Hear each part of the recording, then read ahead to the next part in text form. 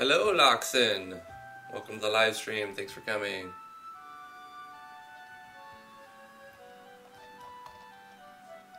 We're gonna get started in just a second.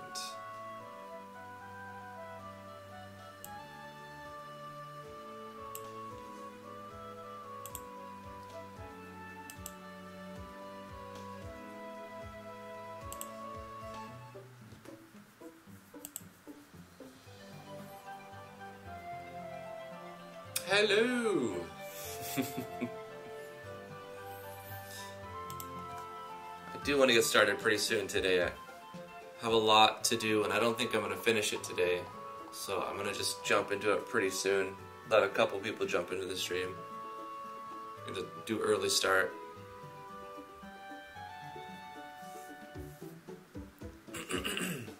Path of the stream, thanks for making it, my friend. It's good to see you. Good to see you again.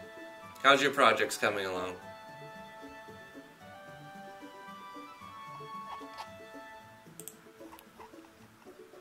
Sugar Zuzu, hello. Star Mage, you made it. Cool. Alright. I gotta get started quickly, and we're gonna be doing a lot today. Royal, it's nice to see you, Royal. Thanks for stopping by.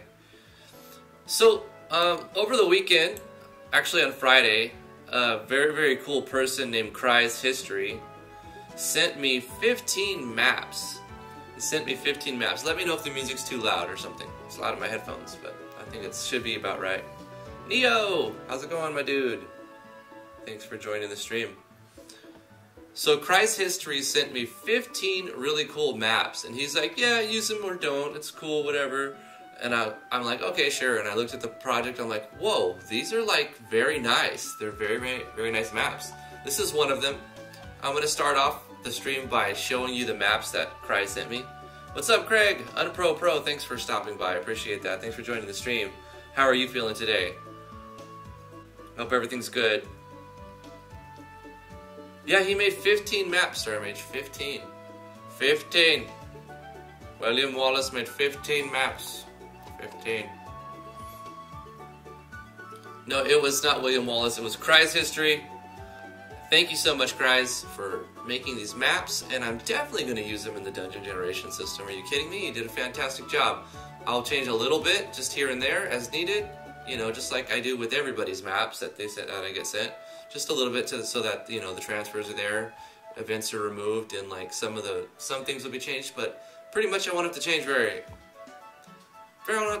much on yours, Cries. Very, very good job. The Gaming Lunamon, thank you for joining the stream.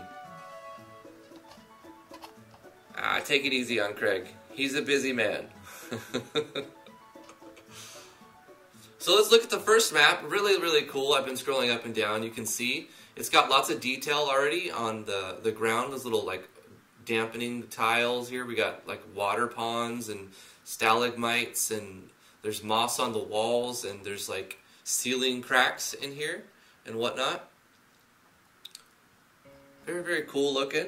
That's the first one. Let's jump to map 2. Much bigger, actually. We'll zoom out a little bit.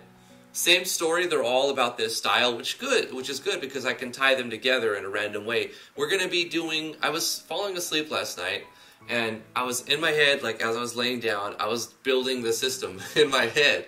And you guys do this? Like, before you go to sleep, think about, like, parallel process events, and I think I do most of my best, like, design as I'm falling asleep.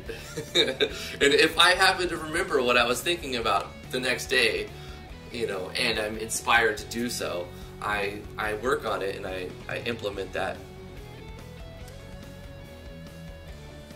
Well, I wish you the best of luck, Unpro. I mean, whatever you have to do to get over, you know. I think everybody has anxiety on some level. I think everybody does, but it's just a lot worse with some people than others, right? I have anxiety too. Everybody has anxiety, but I know for some people it becomes a hindrance. It becomes a big problem. So best of luck with that. And if you need someone to talk to, you can private message me or whatnot. Yeah. So I was building the system in my head of how I'm going to handle the random dungeon generations and making the transfer events as common events. Sleeping somehow brings out your inner creativity. Yeah, it works like that with you too, huh? I'm going to handle the battle system to be completely optional. There's going to be no like random encounters at all. Every battle will be the player's decision to engage in, because there's going to be so many different things to do in the game. The dungeon system, the battle system, is just like a side thing. If you want to get loot out of the dungeon, you have to fight, you'll have to battle. So that'll be a thing. Like when you go to open the chest, that's when there's going to be an option to defeat the chest guardian. Every chest will have a guardian fight, and depending on the level the player picked, that's going to be the fight that you actually fight. So I'm going to design all the battles and the loot inside a common event, or several common events. And I'm going to set up the dungeon level based on a variable that changes as the player goes down from 1 to level 10. And we're going to do from 1 to level 10, hopefully, in this stream. We're going to set up the rough draft of the parallel, the common event that's going to run. But let's continue. That was map 2. I'll show you map 3. This one is much smaller, but it'll be like, you know, a couple chests here, here, here, and then like maybe another fight there. Really, really cool. They all match the theme. It's very nice. Map number 4. Once again, these are maps by Cry's History. Did a fantastic job. Thank you so much, Cry's. This one's got some floor cracks. This one makes it more of like you have to come up through here, and then go across here, and then go down there. So I'm going to edit just a little bit to add transfer locations for transfer events where the player will pop in and pop out. Yeah, this is first seed material tile sets. They're fantastic. I've been using them in the project. So when I saw that Cry sent me maps made with the first seed material tile sets, I was like, yes, it's going to fit the theme perfect. They look really, really good. So here's another map. I'll show you all 15 before we jump into the text box, right? The eventing. Really, really beautiful looking maps. Here's map number 6. The same but different, and that's exactly what we want. We want a lot of the same but different. Yeah, I recommend first seed material, absolutely. It is a good tile set. Because they give you a sample project, they give you lots of different tile sets. I bought both of the DLC packs. T and I both bought both the DLC. So we have everything available from the FSM. And if they were to put out another DLC, I would be highly inclined to pick it up as well. So those of you behind the FSM materials, keep at it. You guys are fantastic. And produce more. More. Give us more. Beautiful map. Let's jump to map number 7. The same but different, right? This is more straightforward. I like how some of them are like labyrinthine, and then some of them are like straight up to like about like the end of it. Maybe we'll tie the maps together so that every dungeon generation will be like 2 maps. Another thing I had in mind was to have them all be linked and randomized so that if you exit out of one map, it'll take you to any one of the other 15, and then if you were to go through it again, it could take you to a different spot, a different one. Here's map number 8, another straightforward little nook, like an inside of a map, which is very cool. 9, more of a bigger map, but they're not too big. They're all small maps, and I like that.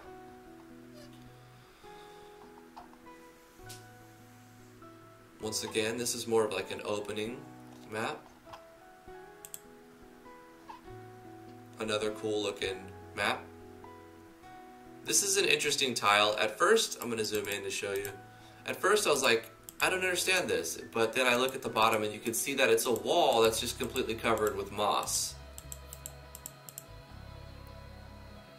And it's used like a black shading on the top of it to cover it up.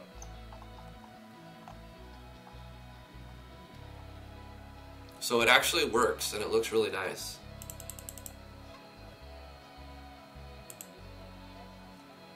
Map number 12. This one's really cool. It has like a block right here and then also like a dead end spot here. So this is a very interesting map. And that you can start the player right here and they can walk up and optional, and then maybe this could be optional over here too. And then the player can go over here to exit, and we can use something in this tunnel or something right here as the exit or the entrance, and vice versa. Yeah. Michael Posada, thanks for stopping by. It's a shame that, yeah, I can't make, this is the time that I get to live stream, 10 a.m. to noon, Eastern Standard Time, Monday through Friday. So I take it when I can get it, and I hope it lines up with as many of your schedules as possible, but it's just not going to line up with everyone's schedule. Thank you for stopping by, Michael Posada, and great job on your game.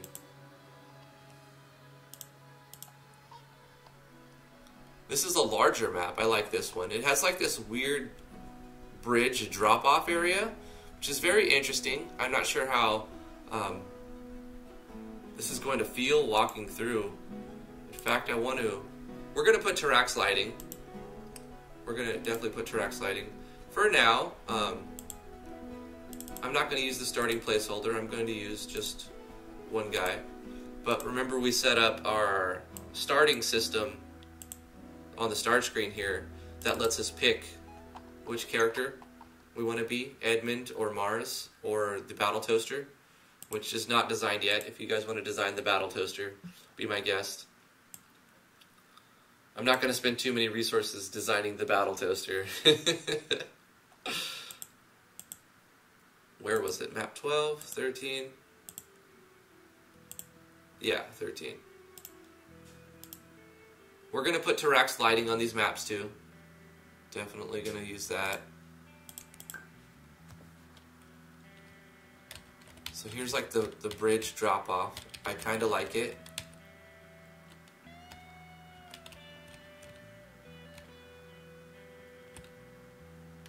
And there's this little bridge area. This is kind of weird. It's like kind of floating, real floaty. I'm gonna leave it though. I don't really know if I can improve on it, you know, like I'm sure I can make it look different, but I'm gonna keep this as Cry's original design for now until I see an actual problem. This looks fantastic.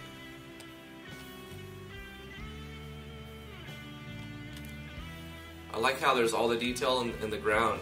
It's been schnozzied up. Like, I like these little water shading spots. Like, look, you can see it like it's damp, and also you can see the water there.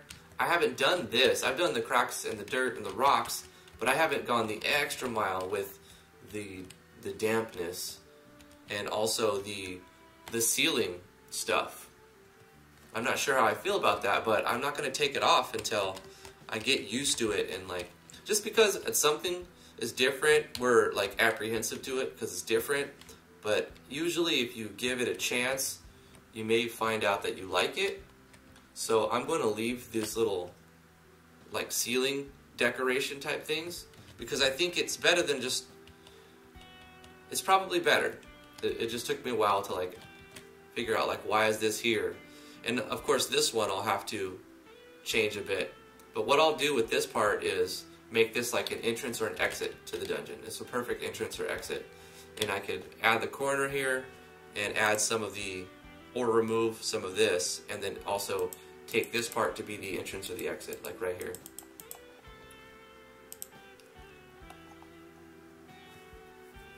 A pixie spot. Yeah, it could be, but I also like it as the entrance to this part. So I have to decide where the entrances and the exits are in every one of these maps, and this is such a defined spot. I would much rather put the pixie up here, and then this will be the exit or something. Entrance. You kind of want the player to walk across the majority of the map from entrance to exit. So maybe we'll put a pixie here, like you said, Silver Starlight. I like that. And we'll start the player up here. Like the player will teleport to here, and then walk across here, or up here, and walk down. And then if they go this way, they can easily miss it. But if they go this way, I mean, they can still miss it, but they'll probably see it as they walk by. Because we're going to put lighting on the pixie. And then we walk here, and this could be optional, and then the exit could be up here. So you scaled the entire map. That makes more sense. We'll use pixie spot right there. Good job. Good suggestion. Oh, Craig's going to make us the battle toaster. I will do, Michael. Thank you. It could be a secret passage, Starmage. Yeah, these are maps made by Cry's History. Messaged me on Friday. He's like, hey, I made a pack of maps. Use them if you want to. No big deal. And I was like, okay, cool, I'll check it out. And I checked it out. And I was like, yeah, we're using these. We're going to use these. Fantastic maps. I mean, they fit the other maps I've made too. Very, very brilliantly. This is from Ren Phoenix, this map, using defaults and stuff. This is a placeholder. This is the starting of the runes, sort of a default dungeon. Then you have this rocky cavern, which is like, it's still being worked on from Royal. Then the runes. And then this is the dark forest, which looked pretty cool with the lighting effects in here. Did I change it to purple light? I think I changed the lighting to purple. Here, instead of using Trax lighting completely black, we changed it to like a tint. So you have like a purple tint instead of completely black. We've added the lighting on the mushrooms. We're going to put lighting on the rest of the maps too. Looks really nice. And I've changed the rocky caverns that was sent to me by Royal and made it to fit more of this style. You can see in comparison to these maps, they're definitely missing some more detail. And at first I was like, yeah, I'm happy with these.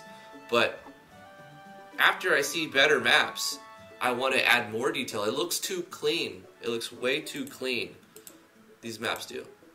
So I'm going to change it up a little bit more and fix up my map. So this is going to be, I don't know how long, if it'll be much longer. It's probably only going to be 2 hours because I have a limited amount of time. When T gets home, we have other things we have to do. But I'm going to spend a lot of this time touching up the maps, adding lighting, and starting the dungeon generation system, the variable level system, and the different type of battle initiation system. So there's no random encounters whatsoever. FSM also does a good job of including different tiles to get rid of the sameness, the monotony of like all the same color floor. You have lots of different of the same types of floor so that you can make it look more textured and it can feel more natural.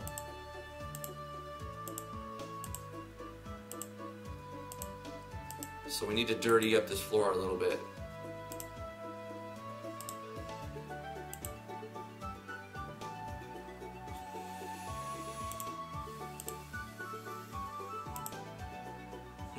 I feel like I'm detracting some when I cut that angle. No, it's fine.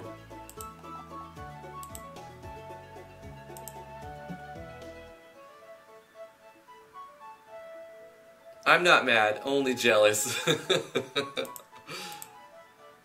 Me too, me too. I looked at his maps and I'm like, mine don't seem as stunning anymore. Or her. I'm not sure if Cry's history is male or female. I just assume male for ease, really, because I'm lazy.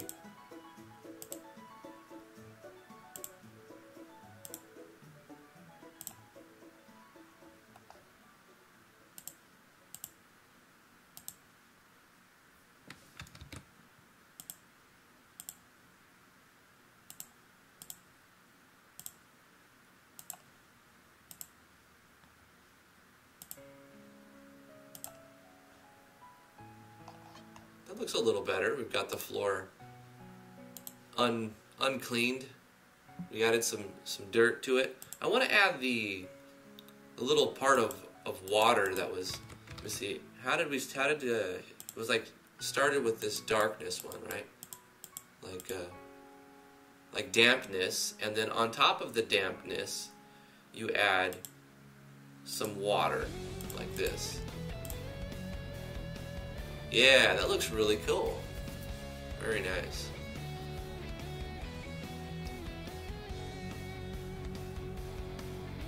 Sue Yasha, thank you so much. You helped me so much with your how to do videos. Love it. Please go ahead. Sue Yasha, are you Christ History on my Discord? Are you the one?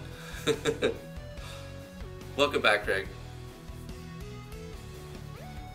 We're gonna add some more dampness and make these.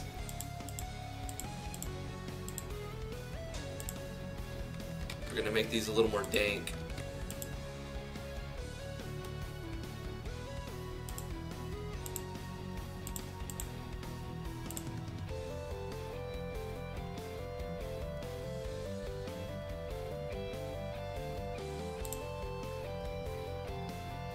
There we go. We've added some dampness.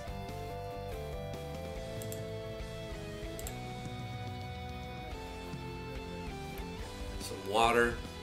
And dirtied up the floor a little bit. No, not really. I'm pretty new in the community, so no. I don't know if you understood the question. What I meant was...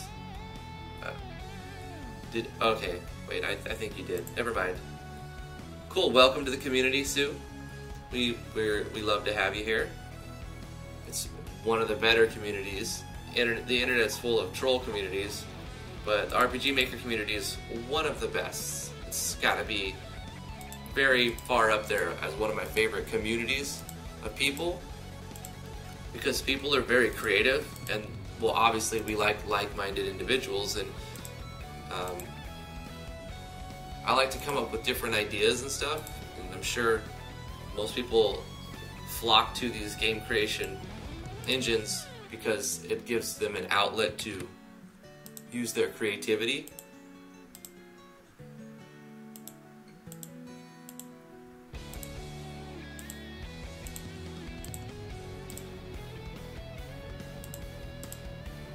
I gotta dirty up this floor a bit too.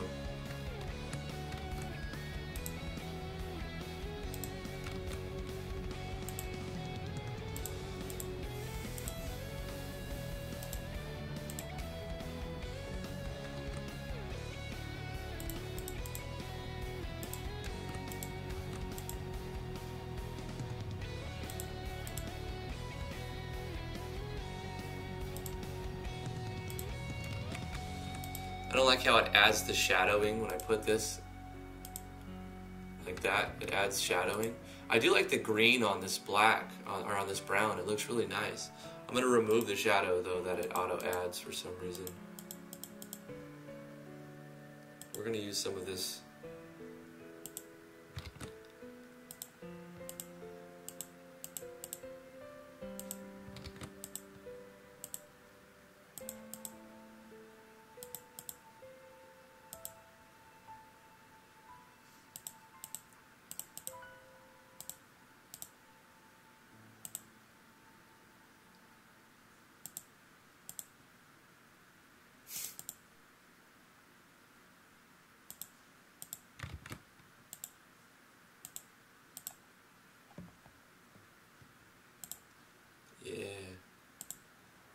This place dirtied up a bit.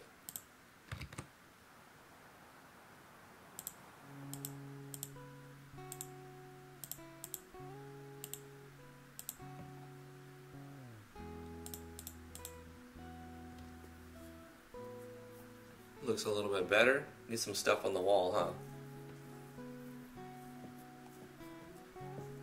The auto shadow triggers you, Greg? Yeah. Just adds extra work. I wish there was a toggle that you can have that just says allow auto shadow and then toggle on or off.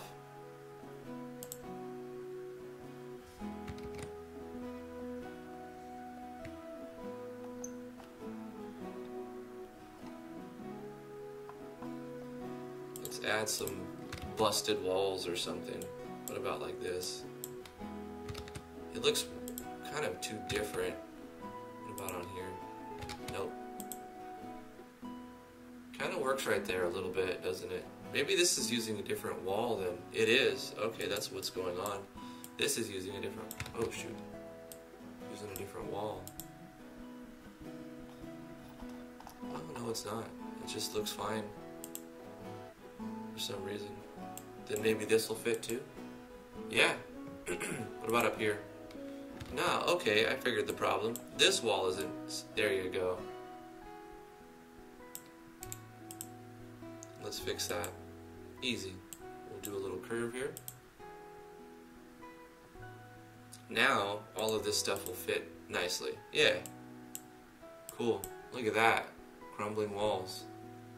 Adds a layer of difference. I kind of like the idea of a crumbling wall inside here. Let's put this crumbling wall over here.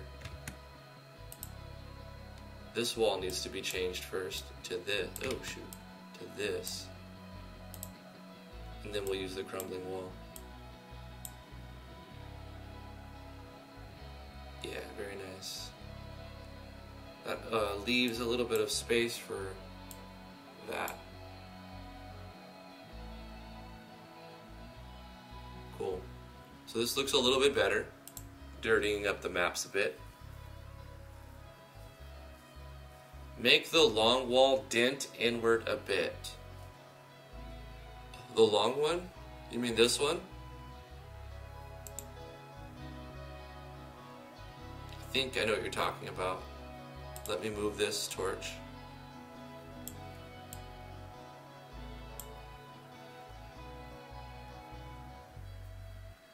The top one.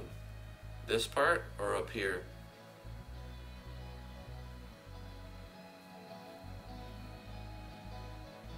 To make like a thinner tunnel right here? I'm thinking like this can angle a little bit better. Let me mess around a second, and then we did a lot of mapping in previous videos, so I don't want to get too far off track because it's very easy to lose the entire episode to remapping. I want to do some eventing today.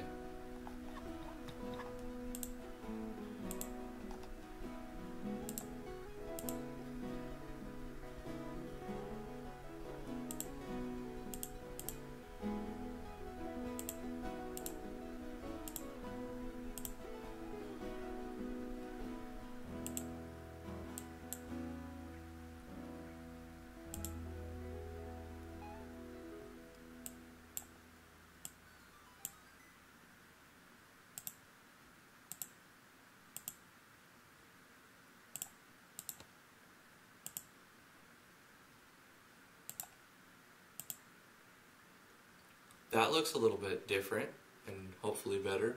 Kind of comes in a little bit and it gets rid of that empty space.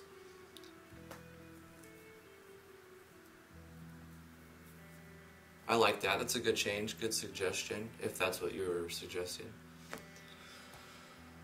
Okay, I'm not going to spend too much time on this. I'll keep coming back to it, making it look better as I look at better maps and get different ideas.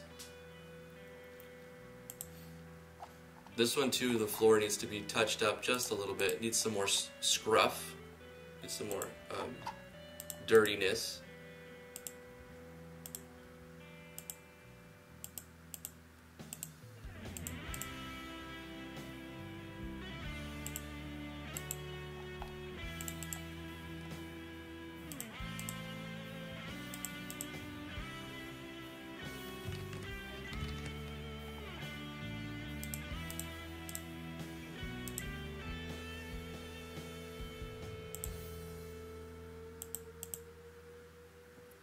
Give a little hint that this is a bridge, or, you know, an underground walk thingy. Underground walk thingy, words, ladies and gentlemen. I speak for a living.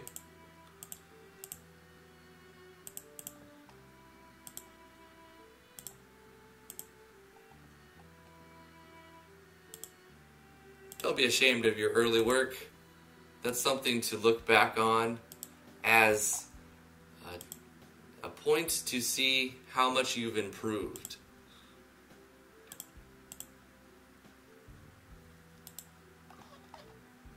And to hide from the world so no one can ever see. Some of my early stuff will never see the light of day. It's on a hard drive from I think it's 2003 or XP. And no, you will not ever see them. They look like every other generic starter project, so it's not like you're missing out. I didn't even want to show the first project I made with VX. Well, the big project. The name of the game was Level Up Your Wizard. That was the name of the game. And then when MV came out, I did the conversion thing, and I converted VX to MV, and that had some weirdness to go along with it. It took a while to get it converted right. And then I just kept adding system after system after system. And like I did with Dungeons too, just got too big and it just got too messy. And then when a version update came in, it was just too far. It was too deep already, and how many different entangled systems were in it. To make it work, I would just have to gut it. And it felt like so much work. Every time I opened the project, I was just exhausted. At 1 million subs, you should release that starter content. I don't think there's a million people who want to watch me do RPG Maker stuff, Royal. That would be nice, though. I think there's only... how many people use RPG Maker? Like 50,000 or 100,000 people even use the game? How many of those look up tutorials? That might change, hopefully. I mean, with the... You know, it's probably will go up. RPG Maker scene will rise because the Switch is selling RPG Maker Fez. That's going to get the younger generation, you know, like the 8, 9, 10, 11, 12, 13-year-olds, and even like mid-teens who are just discovering for the first time, and probably older people too, but mainly younger kids who have never heard of this. And they're like, what? I like video games. I can make a video game? Like, they're like first realizing this. Hitting the Nintendo Switch opens up a huge audience. So I think because Fez or RPG Maker is on the Switch, we might see more people as these kids get older and start making money and actually get like a computer, move over to... I mean, realistically, how much can you do making a game on a handheld console? Your interfacing is so limited, right? But it's a great starting point to get your ideas turning. So I think that's a great way to bring the audience into the other engines, mainly specific MV and whatever the most recent one is. MV is coming to Switch? Well, they already have the Fez, yeah. So, probably about 50,000 people who use the engine right now, but I imagine that doubling over the next 5 years or something. At least next few years. Okay, this is getting a little bit more scruffed up. And besides, it's not like video games are going anywhere. It's the biggest, fastest growing industry in the world. Like, it destroyed the movie market, you know? The movie industry was the biggest, best, most top-selling thing until video games. And video games are now that thing. That's why you see like so many AAA studios putting together these teams of 50 to 100 to 200 people, and then just making the game cost $79.99 and then $119.99 for the special edition, and then inside there's like DLCs and loot boxes and just cash grab, cash grab, cash grab. I was watching Jim Sterling's video on the new Assassin's Creed, and it's just like nothing that I'm new to. it's the same thing. Most AAA games, not all, but most AAA games are just garbage cash grabs. And the indie dev scene is where I think that the market's going to be like the strongest. Of course, you're never going to have those games. They'll never stop selling, right? Call of Duty will always sell for the foreseeable future. Those first-person shooters are still, and probably for a long time, will be a thing. But there's fads that come and go. You know, we had the strategies fad came, and then it went, Wasib, thanks for joining the stream. And then we had the MOBA scene, right? That was real big for a while. It's still huge. Still huge. League of Legends is massive, right? But that kind of like the big popularity boomed, and then it kind of died down a little bit, but it's still big enough to build like a sporting event out of it. And now what's new now, well, I mean, still new, yeah. You have the 100-man death match, right? The King of the Hill type thing. Battle Royale, that's what they call it.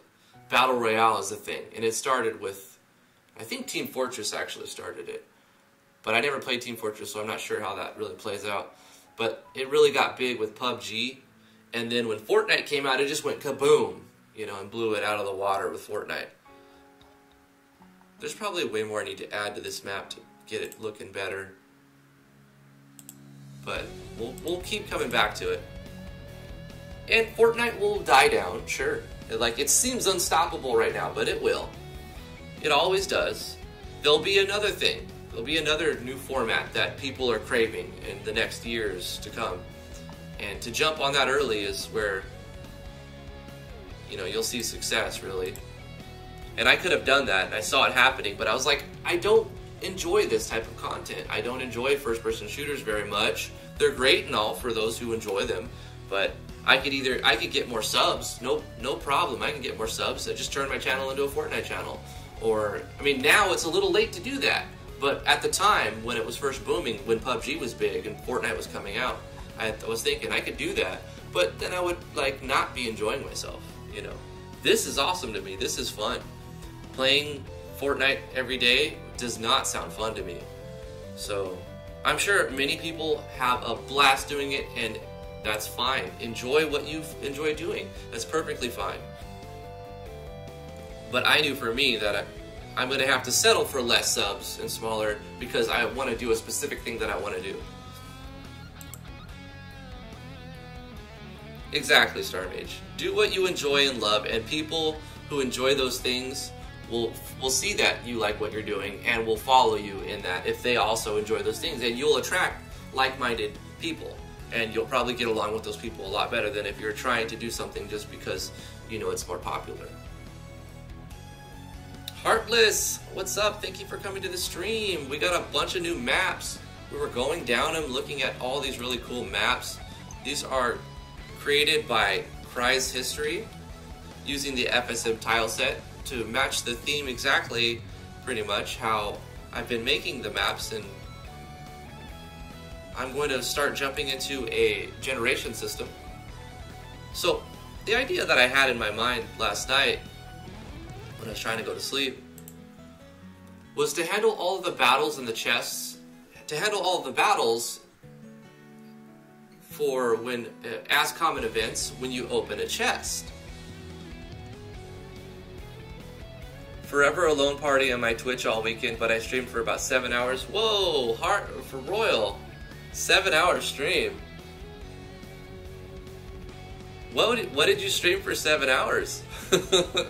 That would be exhausting, 7 hour stream. I think a 2 to 4 hour stream is healthy and fun. And then after you get past the 3, 4, 5 hour, it starts becoming super draining, super draining.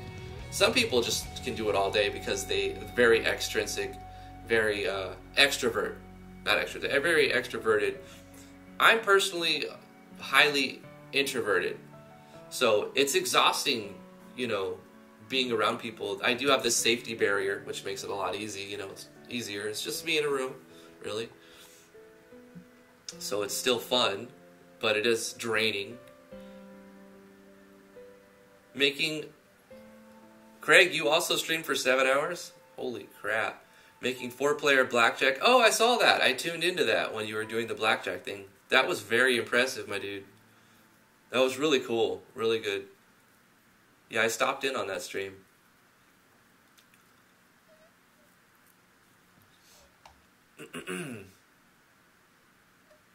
The trollfish is here.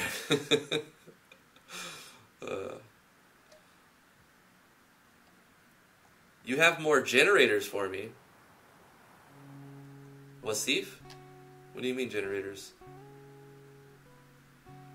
Oh, you streamed 7 hours but not straight, Royal.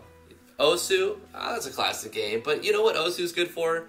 Like, if you're doing a matchmaking game and you're waiting for matchmaking to happen, then you can Osu in between, like, your main event. Osu, you know what? That's a huge game. People like it and they play it straight. I cannot be entertained for Osu for more than one song. And then I'm like, okay, next. So I think Osu is a good in-between matches type of game. Killing Floor 2, kind of gory. Diablo 2, that's a good choice. Now, I can watch Diablo 2. In fact, I do watch people. Have you seen, you play Diablo 2, Mr. Llama. Mr. Llama. I think he goes by Mr. Llama SE on Twitch or YouTube, but on YouTube. But he's a good D2 streamer. And world record holder, actually. Yeah, big shout out to Mr. Llama. You're awesome, dude.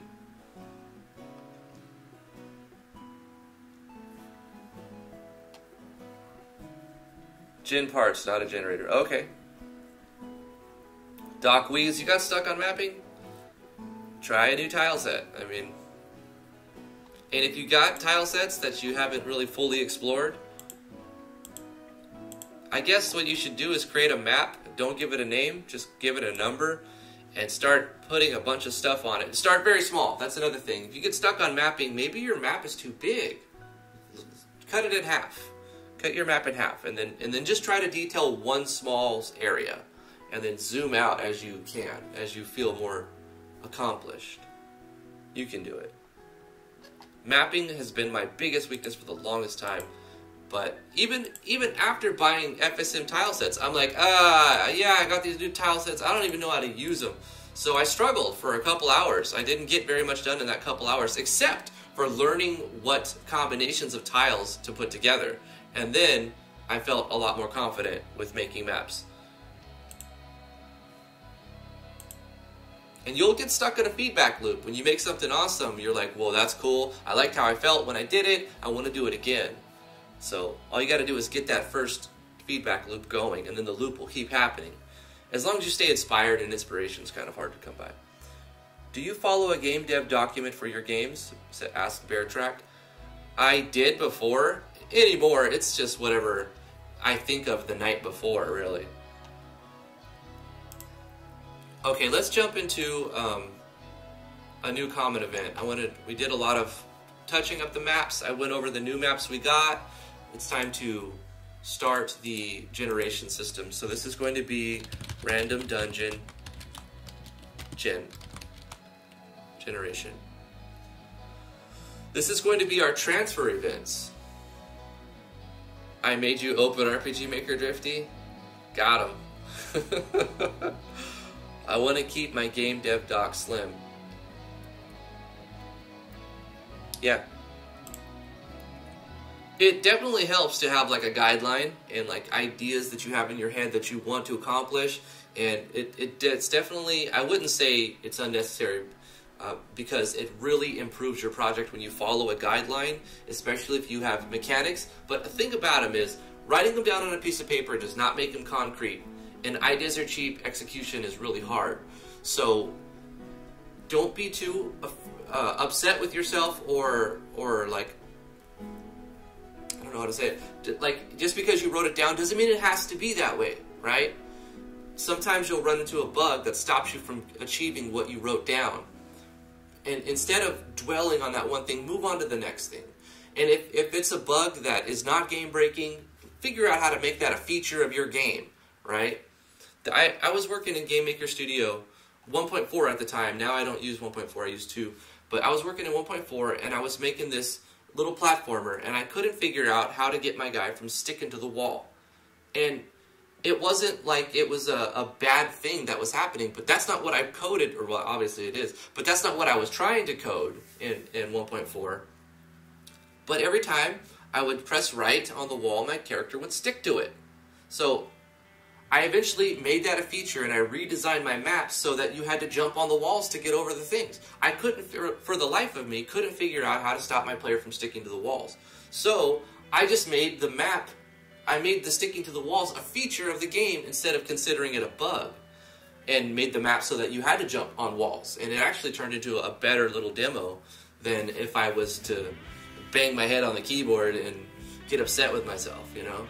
So try to turn the non-game breaking bugs into features of the game to keep the ball rolling, and don't be so set on, because I wrote it on the paper, this gotta be this way. I mean, does it really? Maybe. Maybe not, though.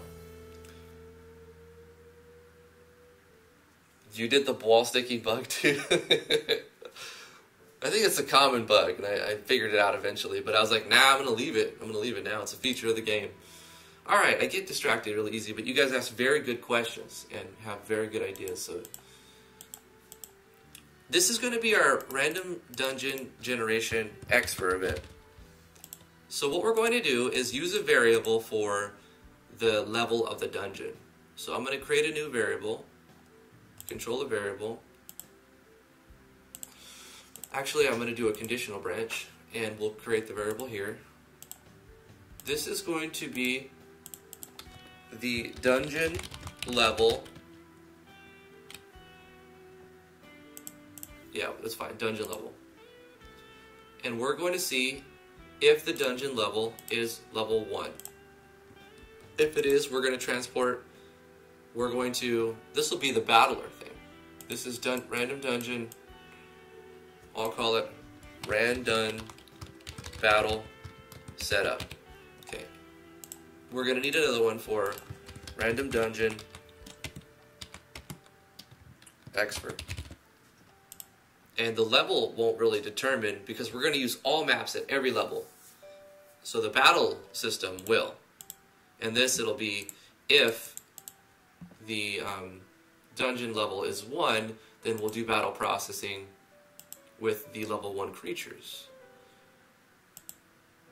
Haunting Memory, and can escape, can lose, and we'll put in conditions for when you leave and conditions for when you lose the fight. Because I've decided I don't want the game to end if you lose a battle in the dungeon. Instead, I want the player to pay some penalty for dying. Obviously, there can't be penalty-less. Otherwise, there will be no urge to not die. It'll just be it's like a free teleport, right? So losing will do something, probably take some money or something, or set them back in progress somehow. I'm not sure yet, but we'll figure it out. But it's going to put them at the beginning of the dungeon, you lost, you have to start over. Not start the game over, but you have to make your progress down the dungeon again.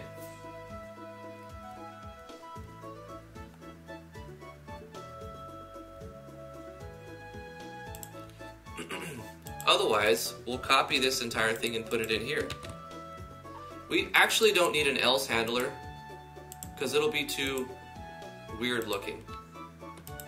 It'll be and it'll be hard to see after a while.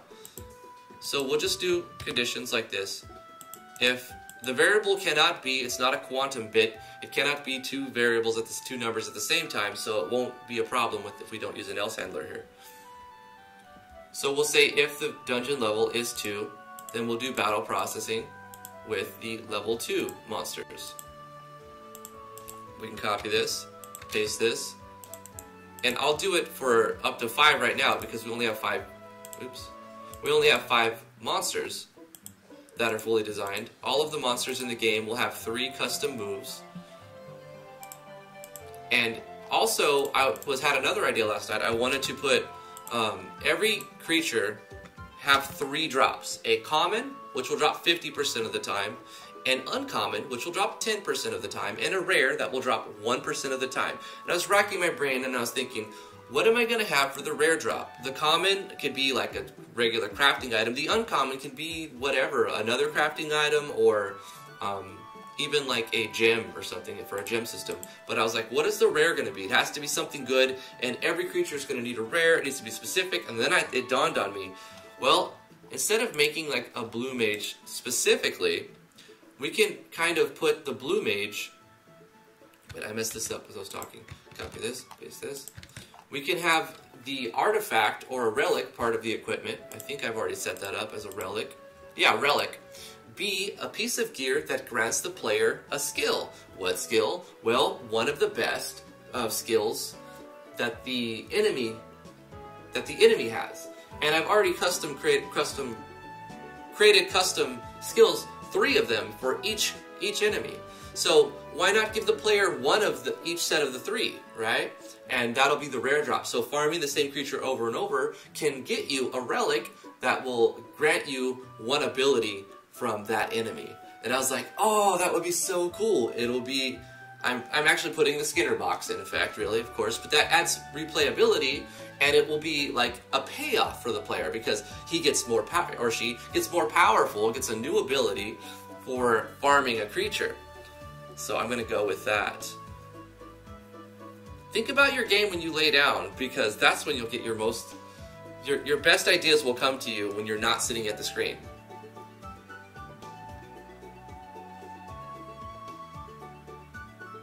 Where was I at? Common events. 1, 2, 3. This is for if it is at 4. We're going to start a battle with the level 4 monster. I think I have a bug with the level 5 monster. I need to take a look at him in more detail. The dig skill. We made a custom skill, and we used Yanfly's tips and tricks, and I don't know if I set it up right, if I've done it correctly. Because we, instead of jumping, like the thing is the tips and tricks shows you how to jump, we made him dig into the ground and then pop up.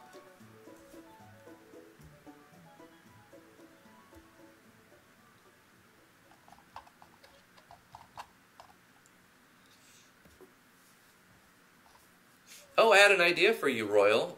Since you're streaming Diablo 2, have you ever played Path of Exile? Path of Exile is a fantastic game. I love it. It's a fantastic game. It's like the Diablo 3 that never was, right? When Diablo 3 came out, I was into it for a little while. I even bought one of the expansions, or the one expansion, where you get the Crusader, but I was very disappointed, and I don't have any replayability. I have a couple videos on my channel, I think, for hardcore. But Diablo 3 didn't get that replayability out of me. But Path of Exile does. And I like how they do the currency. Anyway, it was an idea. I think there's room for that. If you want to be a streamer, check out Path of Exile if you enjoy Diablo 2. Because my love of Path of Exile comes from my love of Diablo and Diablo 2. I got a funny story for you guys. Back in the way long ago. Hey, baby. How's your day going? Back in the way long ago times, when internet was a new thing, Diablo 1 didn't exist yet. And finally, a demo for Diablo 1 was being made publicly available. And I had a Windows 95 operating system, and I had a dial-up modem. You guys remember those? I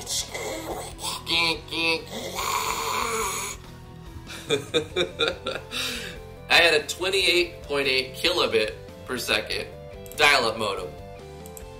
That's not very fast. It's like 5 KB a second, something like that. Now we download at 100 megabits per second, and some people have gigabit per second. So many times faster, right? And it doesn't tie up the phone line.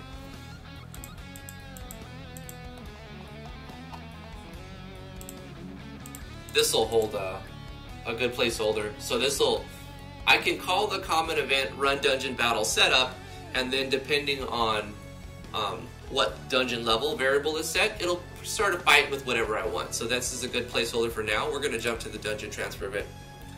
Back to the story. The Diablo 1 demo, when it first came out, I was super hyped, right? Like, there was no, like, videos for them. There was, like, a short video, but we couldn't download the video. There was no streaming. We didn't have that type of bandwidth. but there was text documents and pictures. That pictures would load like this. Would do a line, and then it would take a minute, and then another line would come, and another line, and you would see a picture unfold like this, very, very slowly over the course of several seconds to several minutes. And I remember watching the Diablo images load like that, and I was like, oh, that looks cool. And you'd see the Raven. It looked really cool, and I was super into it. But I'd be reading, you know, all of the reviews and stuff on the demo, and they made a publicly available demo. Guess what? The file size was enormous. It was enormous at the time. Now it's like, that's nothing. It was 50 megabytes, guys. The Diablo 1 demo wasn't AOL, it was some other dial-up local service. It was 50 megabytes in size. The Diablo 1 demo off their website. Now you think 50 megabytes, that's nothing. That's like 10 seconds, 5 seconds to download, right? Not at the time. Not with a 28.8 kilobit per second modem. That took hours to download. But yeah, okay. So what I'm going to do for the transfer event, it will also be based off of, wait, not dungeon level. What does it got to be based off of? Just a random number. It's just going to be based off a random number. So we'll do a conditional branch, and we'll create a variable, and we'll call this one random dungeon area select.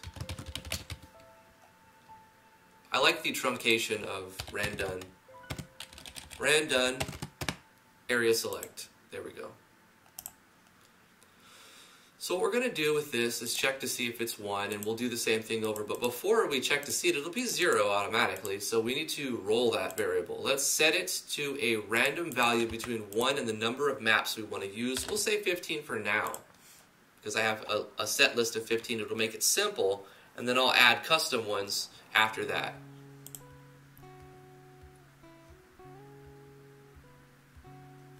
I both miss and don't miss those days. Life is better now, Craig. It's very nostalgic in our heads, but if we had to be there now, it would not be fun. It would not be fun. So we're going to roll a random variable between 1 and 15, and then we're going to check that variable, but we're not going to roll this one. We're actually going to roll the random area select. Thank you. And then we're going to see if it's 1, we're going to teleport the player to 1. If it's 2, we're going to teleport the player to 2. So what we're going to do is do the transfer event, and I'm going to make this as simple as possible by making map1 be variable value of 1. So here's where we have to make decisions. We have to decide, where does the beginning of this dungeon start, where are we teleported in, and where does the player have to go to teleport out. So I'm going to do this one at a time. I'm going to say that the player will be teleported in probably from here. Or you know what, it makes sense right here. Yep, and then this could be optional, this could be optional, and this will be the way out. I like it. So the player's going to be teleported in to here. I need to have him face up, or her, because the player can select male or female. And since we're going into the dungeon, we're going with the black fade, and whenever we're going out or up a level, it's a white fade. So it's just a little convention I'm going to go with. So that's our common event for the first one. Before I get too invested in where did I put my, I'm going to stay organized. So I'm going to set this up to at least give me a marker, or actually just do it. Do it.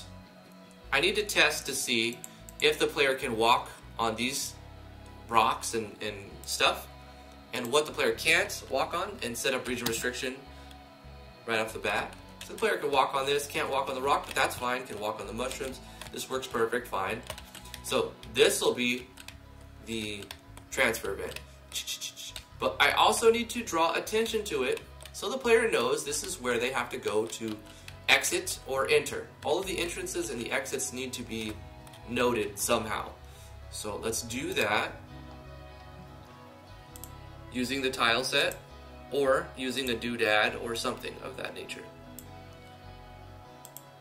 Okay, is there anything on the A tile set? No, this was made with a very simple, look, he narrowed he or she narrowed the actual things that they're going to be using to make it simple. Make a map with as few things as possible, and you won't confuse yourself. It's fantastic. So I'll probably have to use a doodad to apply some sort of notification to the player. But I also want it available on the map, so maybe I'll just add something. Let me go to the tile set that is being used right here for these maps. And for A1 animation, FSM Dungeon 1, nope. This is going to be Caves.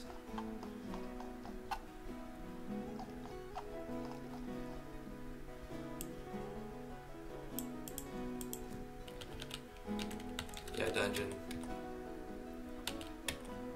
It would actually be 3, wouldn't it? A3. Yeah, A3.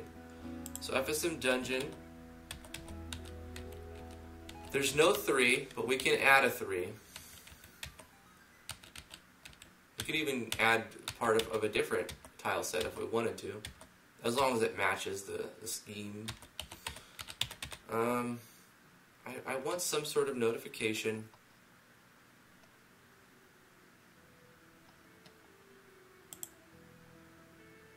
For the player. Something to let the player know this is where you exit or where you've entered from. So it's actually going to be in B, but I'm going to put it on C. Dungeon C. It'll just be a layer atop of it. I'm going to put tile set B on tile set C. I've never done this before. I want to see what happens, actually. Can we do that?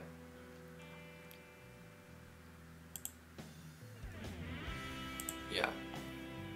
So I'm not going to redraw the map. I'm going to see what happens here. We'll see if this is actually a thing we can do. Take care, Craig. I hope to see you in a little bit.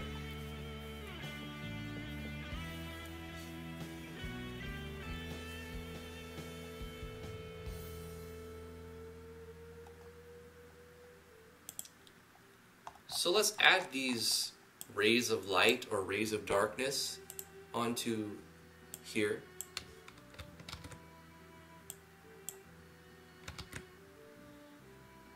Maybe these two. Or maybe we go with this one and then this. It looks different. I don't know if that's the look I want. What about this? I can also use Turax lighting to my benefit here. So I'm just going to include this here. It's like a shadow. It doesn't look quite right. Maybe we do... Nope. Maybe we do this white glow. Too bright? What about we do this? Hey! There we go. Okay. That works. That works very nice. What does this one do? Nope. We're going to use that one for the entrance, and we're going to start doing Turax lighting. So let's get a torch from here. I made this in A-Sprite. Copy this torch. Is this the 200? 200, 250? I thought I made these 200. Did I make all these 200? I did. Okay, so I need to take this one and change all of these to 200 real quick. Could just cut and paste them, but I'm going to leave them like that. Make these 200. They're a little too much light. I don't like a giant dark screen where the player can't see where they're going or like other stuff.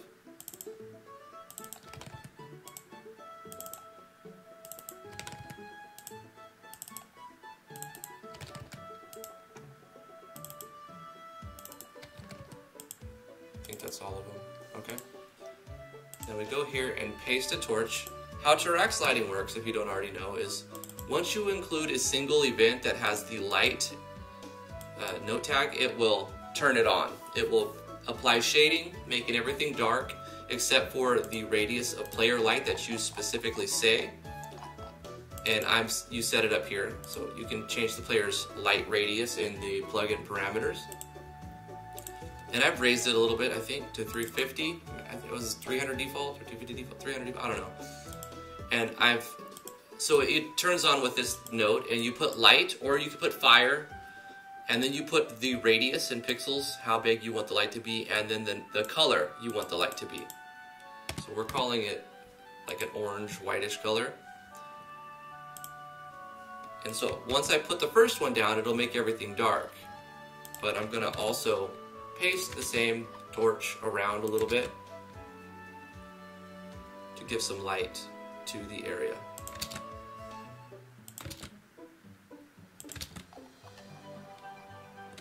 Let's actually put the torch here, here, and one here. Maybe one there as well. Actually, not one there. We're going to have the entrance there. And you really can't tell where you need the torches until you look in game. So I'm going to add another light. I'm going to paste a torch here, and you're going to be like, why are you putting a torch right there? It looks stupid there. Well, it's not actually going to be a torch. We're going to get rid of the image. We're going to make the light. What was the thing? We had to do like a number, a direction. You do something after this and you put like a number. Is it 2? Hold on. You can right click or press F1 and get the plugin parameters. And you can change the direction of the light so that it only shows in a specific direction.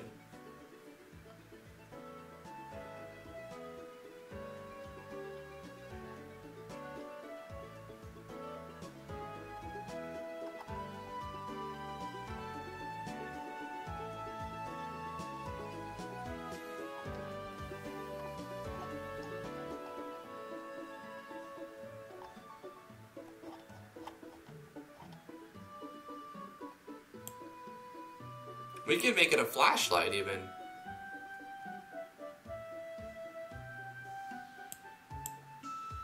Beam length, beam width, the color, and the beam density.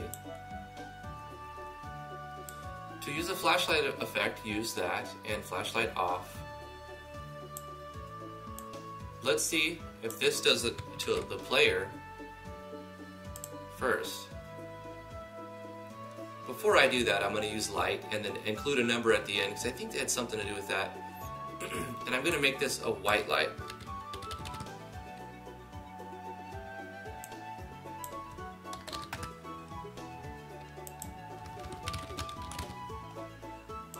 Once we figure it out, we'll be able to copy paste the schematic, I guess.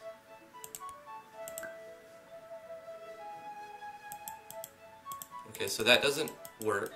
The flashlight doesn't, or the entrance light isn't working. The torches are working fine. Let's walk around a little bit to get a feel of the map. Definitely becomes a different kind of beast once you add lighting. Feels great. It's a good looking map.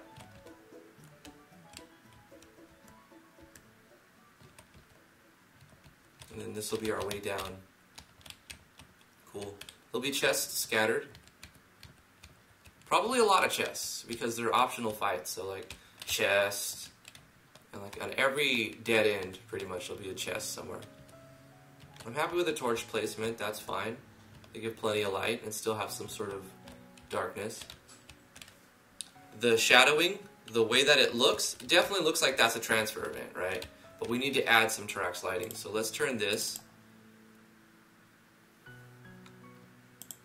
into flashlight.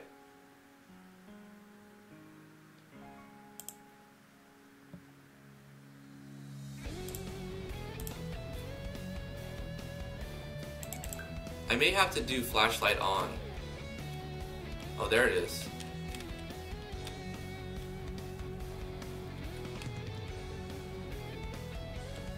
You know, that's not exactly what I was going for. I thought it'd be more of a beam. I can increase the beam strength. Let's give it a little bit more beam strength then.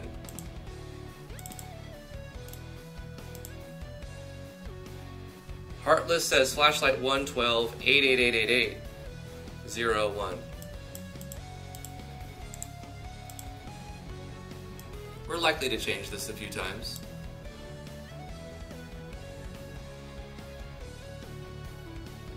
Eight is the, okay, so the first number is the beam length, the second is the beam width, then the color, and then the beam density.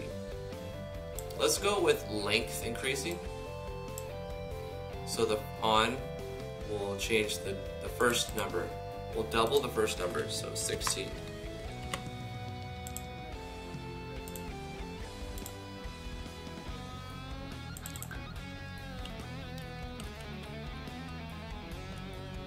You know, it's pretty much not moving. It's doing the same thing. But it does stick out. And for now, that's fine. The player will be able to see where they came from in case they want to back out of the dungeon.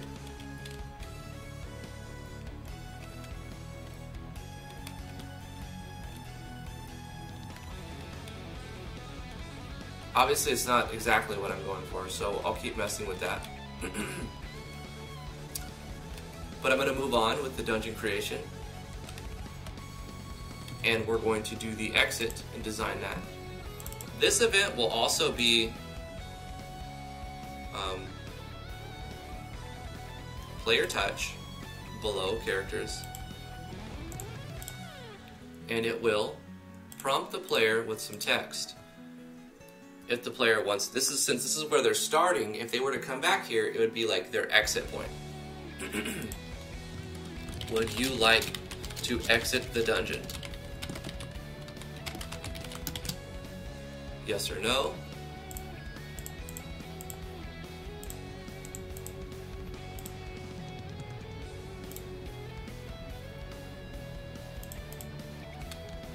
Leave the dungeon? Not right now. Default on. Probably yes if they're going backwards, they want to leave. When they say yes, we take them out of the dungeon and reset our switches and variables. So when the player leaves, control the variable, and we will change our dungeon level variable, set it to 0.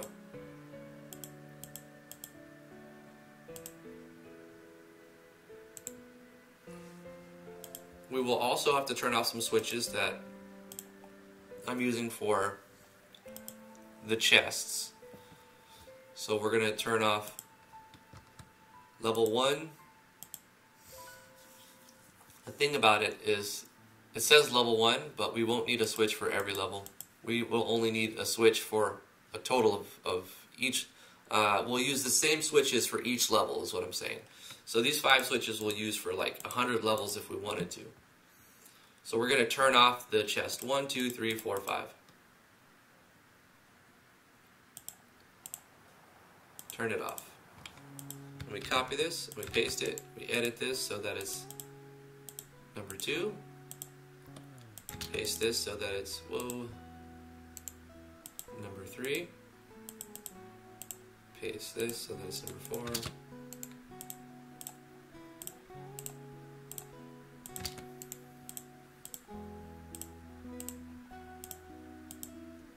And 5.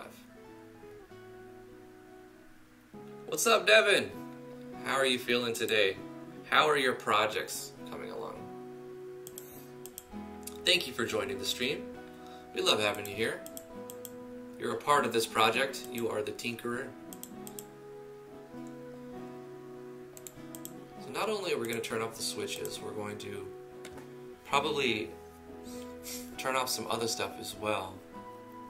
We reset the variable for the dungeon level and we change the switches, turn the switches off.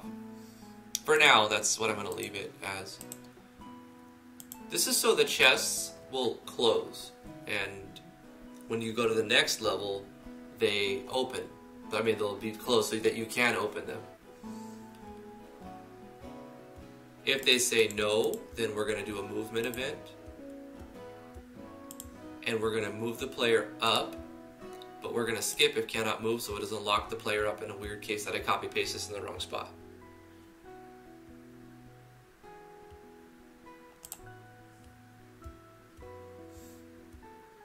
But also we need to transfer the player, right? Transfer them out of the dungeon. Otherwise it's a pretty poor transfer event. And we're going to put them right conveniently here, in between the enter a dungeon or exit the dungeon area. And we'll have them face down and fade out to white because they're leaving, they're going up. And we can do a sound effect as well if we want to, or an animation. Let's see if we have a good animation already created for it.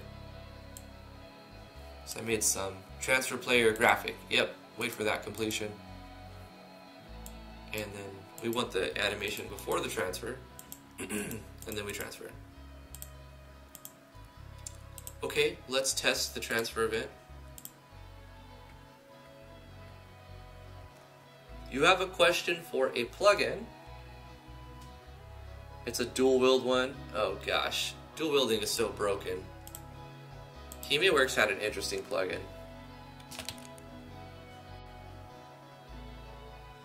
Puka-chi, how are you doing? Oh, she said, I'm so sad tonight. What's wrong, Puka? No one understands me? Aw. Well, I'm glad you made it to the stream. Everybody give Puka a hug. Tell her that she's special.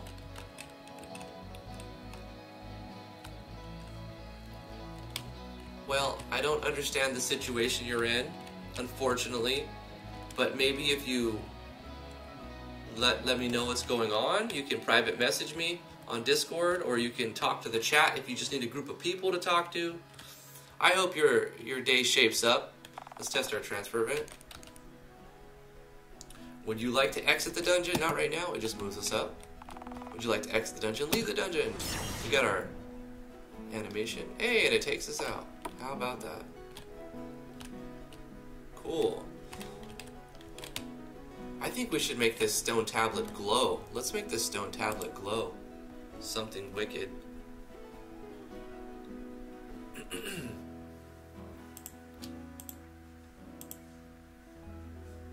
Let's take this light, copy it, and put it inside the stone tablet, but make the color different. Where'd I put it?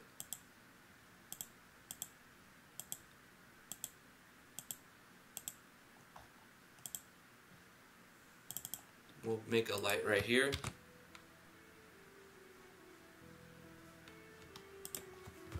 This is going to be called tablet glower. And we can put this right here and right here, and pick 3 different random colors.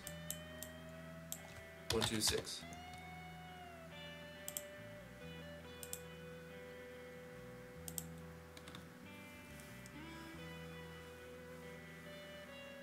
You just want a good dual-wield plugin, not overpowered, but a decent one. Yeah, me too. It's not an easy thing to do. Okay, the purple doesn't quite fit. Purple's awesome, especially for the mushrooms and stuff. The glow's a little strong. We'll reduce the glow a little bit. It looks pretty cool, but we'll reduce the number to 100 on the sides and change the color. I'm gonna have to open up a HTML color, hex color codes. And find a really cool green one. Green glow.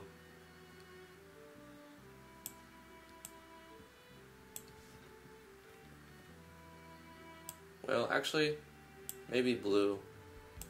Let's try this color.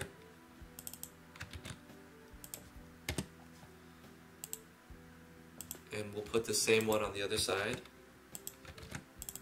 And in the center, this will have a 150 and a different color. So a blue and then maybe a green.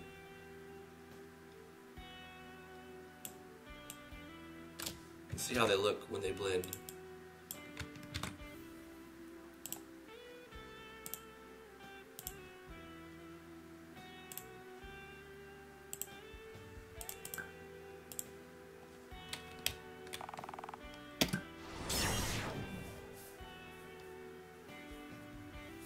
Photoshop will also give it to you, yeah. That's interesting. It looks like it has a ring around it, huh? I like that. That's interesting. If anything, the center color could be different. Because when they blend, it creates a white light, which makes it completely transparent. Let's make the center a different color. A little bit. Let's make the center maybe like a red or something. Blue and red will give you like a purple glow in the center maybe. Let's see.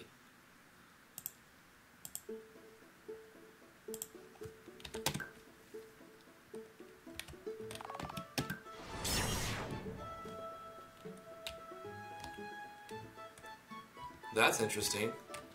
It's kind of a maroon color. Not exactly what I was going for. It overpowers the blue ones completely. Let's reduce the strength of this one to 120 and not go with such a dark red color. Let's give it an amber color.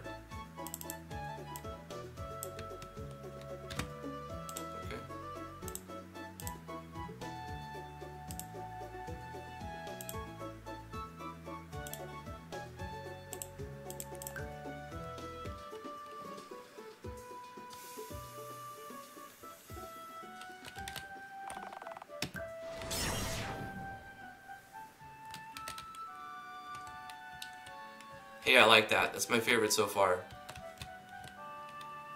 Yeah, that's really good. It's kind of like a yellow to white center, and then it turns more green, and then it goes to like a blue ring. I'm gonna go with that. That looks nice. What if we change the light to fire? Will it do anything if I put the center to fire? You just type in fire, right? Will it flicker and change the color blendings a little bit? That would look interesting. Well, I guess we thoroughly tested the exit, didn't we?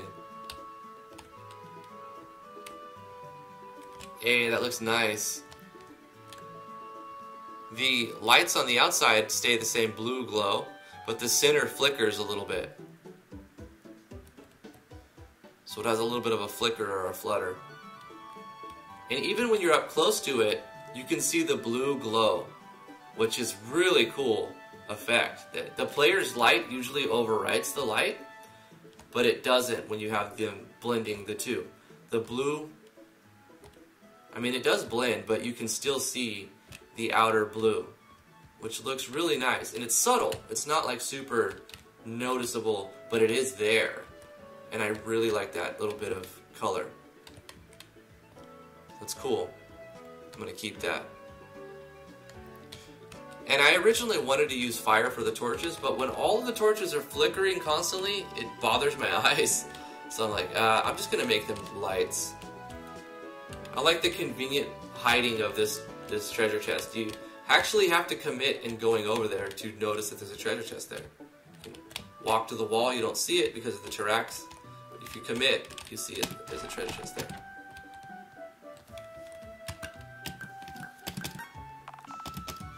Also, I'm thinking about changing the color scheme, but the player has the option to change the color scheme however they want.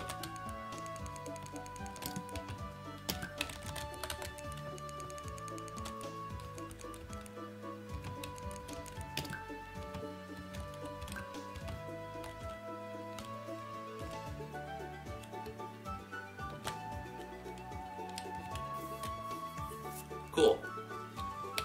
And if we were to teleport into, yeah, I like this color a little bit better. Level 1 keystone.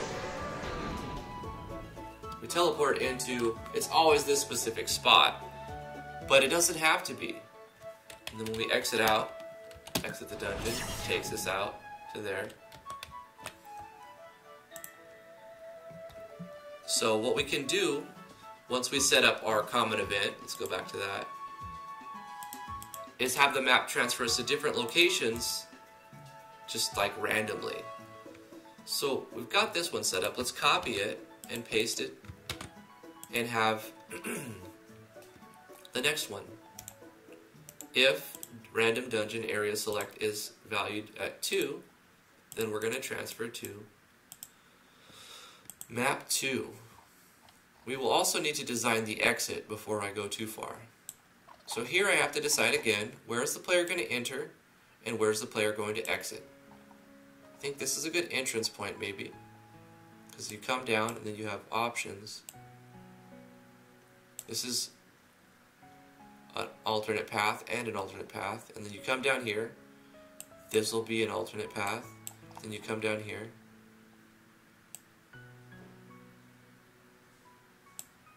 this could be another treasure chest spot.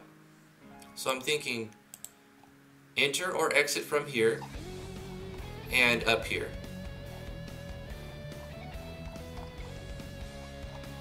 And it leaves a lot to be explored. So we'll go, the player will enter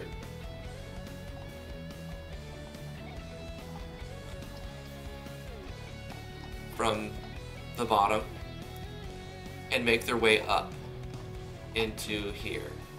Let's try that.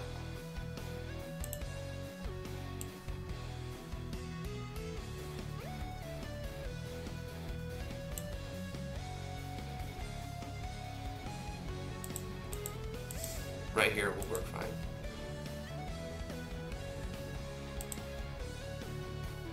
It'll be facing up, it'll be a fade to black, that's right. Let's go to map 2. Actually map 1 and copy this. And map 2 will go here. I put it right there. But I need to move it a little bit. Have fun, Path at the stream. Thanks for stopping by.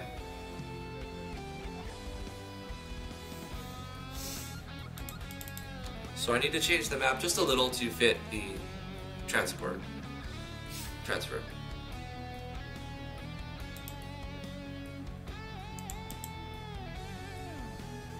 I mean, it could be as simple as that. Let me see how that looks.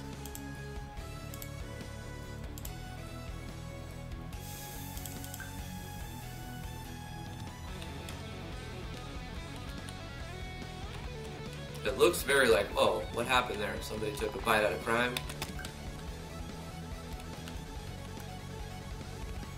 But then as you walk away, you notice it's still there.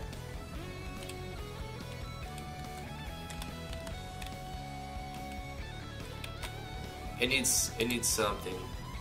Let's give it some siding like this. No. Let's go with this and this, and put this here and this here. You know, we're going to be changing a little bit. So this will go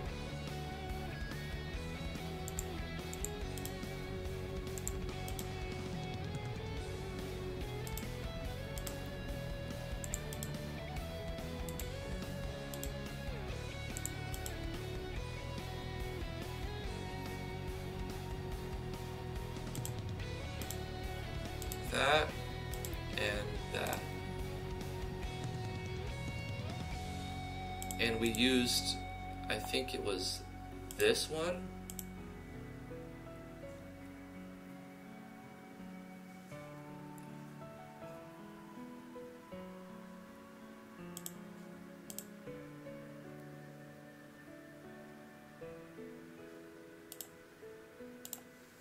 To stick out when we can't see the terrax.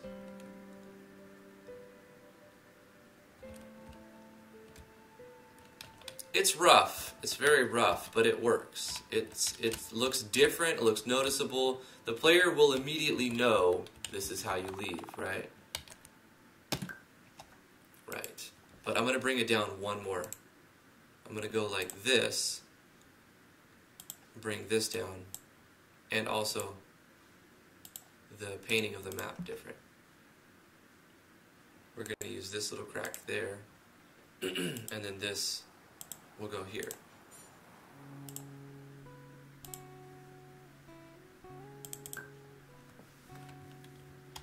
That looks better.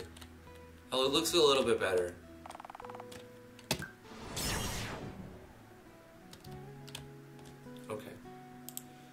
So say we've done this several times. We still have to design the exit, but say we've done that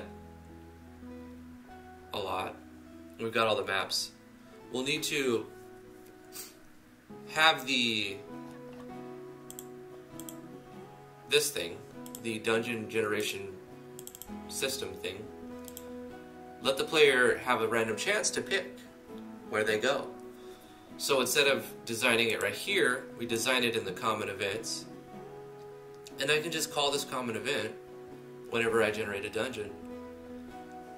So right now we have to select between 1 and 2 because there's only 2 on the list if we're going to test it. But every time we add a new one, we can increase this number. But some other things should also happen. We can either handle the switches being turned off when we exit the dungeon, or when we enter the dungeon, or both. I think it makes sense to do both in case for some odd reason the player gets moved out of the dungeon,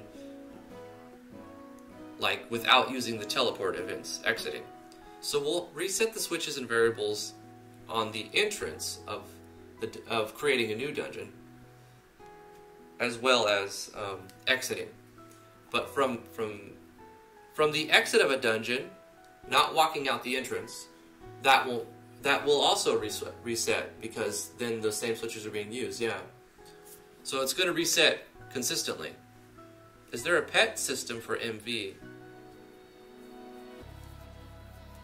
A pet system? I mean, you can make a character that becomes your pet. You know, just make another party member and give it a pet. Go to your actors and go to the character and then be like, Door, I have a pet Door. No, not the door, but something. My pet Pixie. Or, here we go. It's my pet dog. I have a pet dog. And then this is dead doggo. No, it's not dead. It's undead. It's not dead. Undead doggo. Dugera. Undead Dugera. That's our pet. That's our, you know what? We made a pet system, guys. We made a pet system.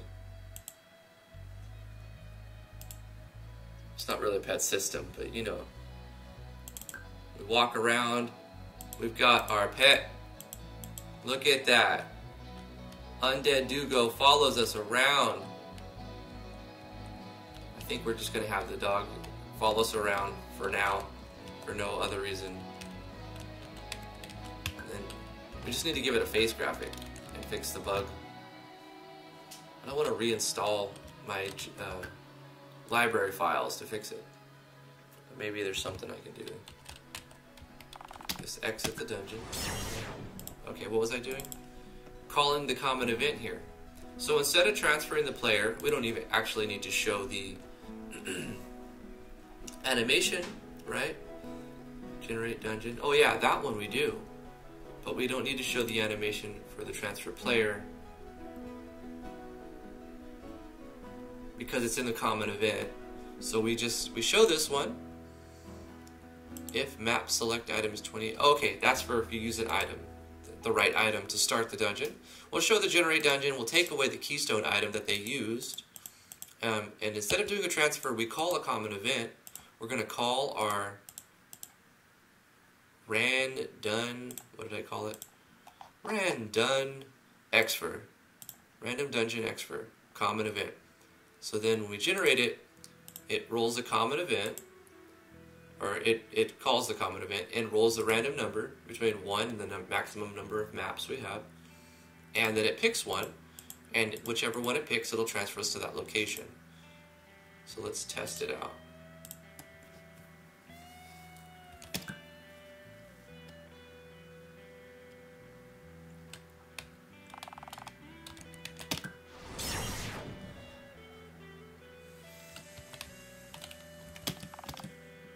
Level 1 keystone. We have a 50-50 chance of getting taken to either of the dungeons. This one needs some torches, so we'll add some torches. Let's see if I'm automatically being awarded another keystone. It is taking the keystone, but there's an auto run that happens in a race event, so that I keep getting a keystone. So it keeps rolling 2. It should re-roll it every time, but there's a 50-50 chance, so every time there's just this equal chance that I get the same dungeon. There's only 2, but that's why we're gonna have a lot. So that's like getting heads 3 times, flipping a coin, heads, flipping a coin, heads, flipping a coin, heads. Your next chance is still the same chance to get heads again, but in the grand scheme, it's less likely. There we go, we got tails. And we got the other dungeon.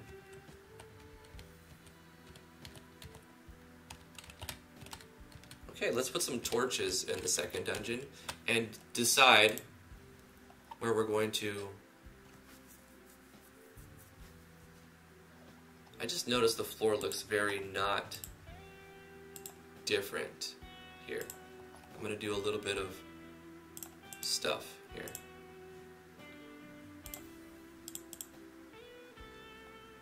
A little bit of water, another pile of rubble right there.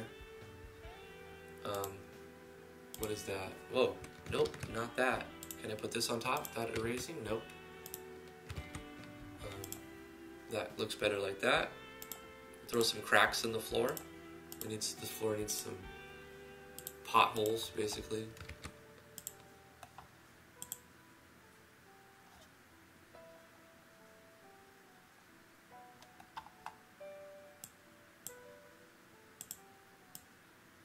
This wall is weird, so I'm going to fix it.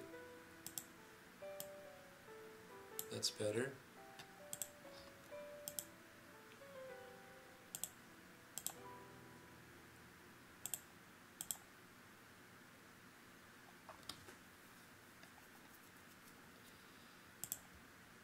This one too.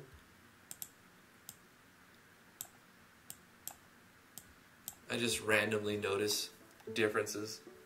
Problems.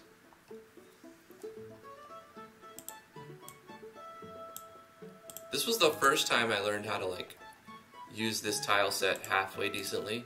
So now that I've done it a little bit more, I'm noticing things that I can improve on. Right here.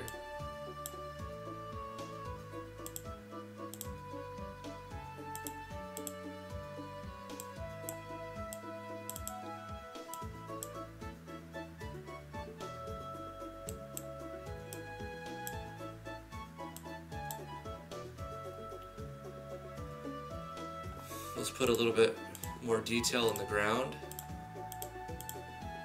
That's too close.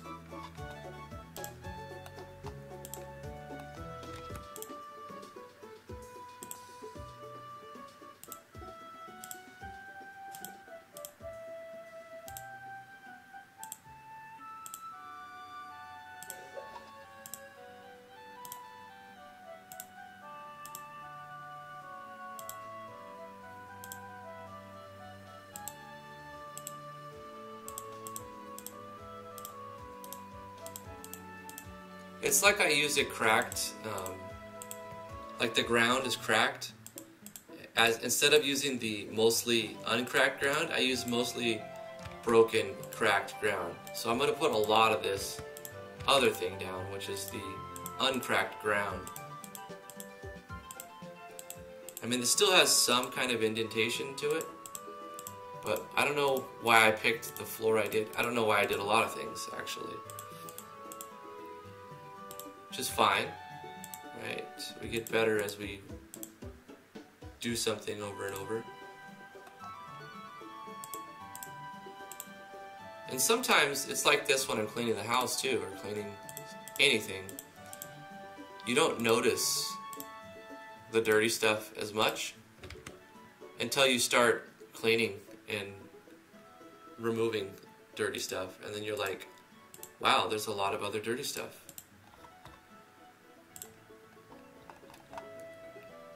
So when you're touching up your maps, you would be like, oh, I'm just going to do this one thing, and then you notice 5 or 6 other things that are wrong with it while you're doing that.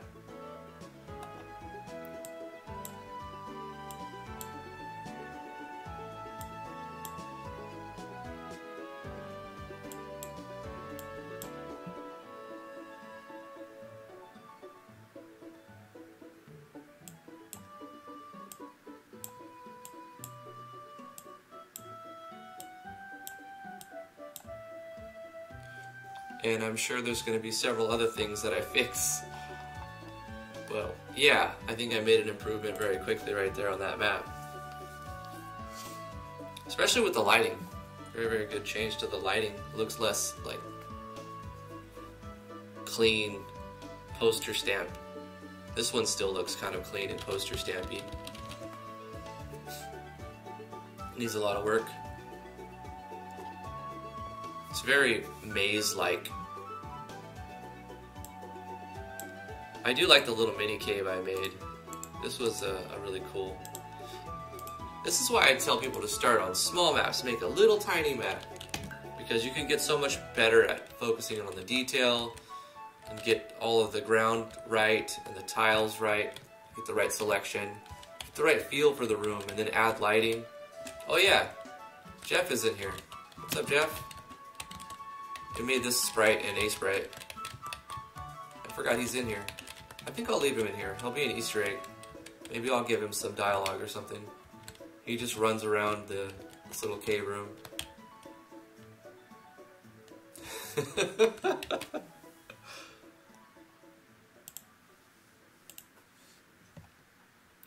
Alright. We need to decide the exit points, right? This is our entrance. Where is our exit? If the player comes up here, this is side pattern, this is side pattern. Then here's our exit. So we're going to go to this spot and put our exit right here. So I'm going to copy this event and paste it right here. How does it look though? I also need to probably copy the tile. Does not look as good. Whoa. Let's pick something new. I'm gonna bring it down one. Like this.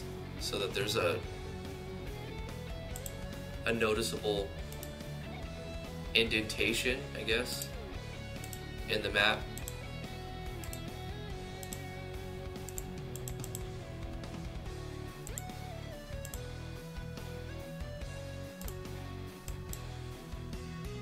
Then when I take this bright color light, it doesn't look so funky because it's coming from like a weird indentation or something. This one as well, I need to switch up. I'm gonna go like this, like that. I'm just gonna give it a slice so it looks different. I want it to look different. Stick out and let the player know this is the entrance slash exit.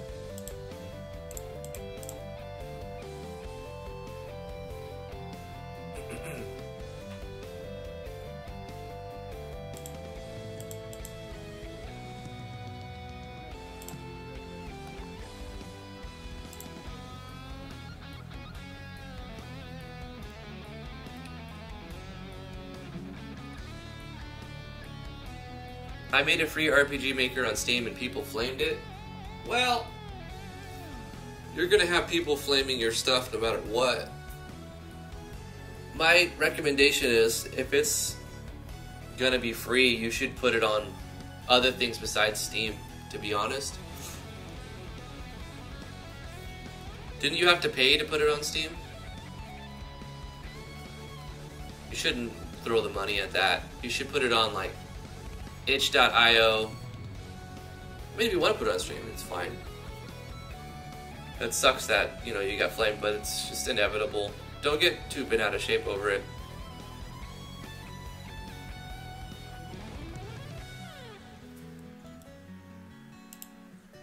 Put it on like your website if you have one.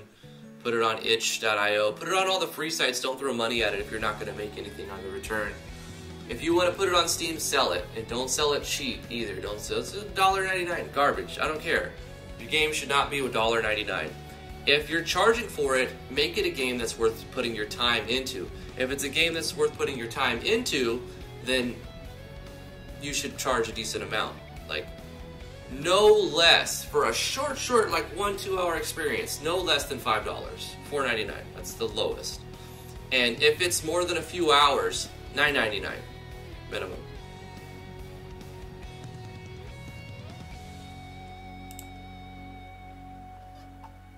because you're going to make most of your money on a sale when you go 50% off, you know, or even 33% off or 65% off or something like that.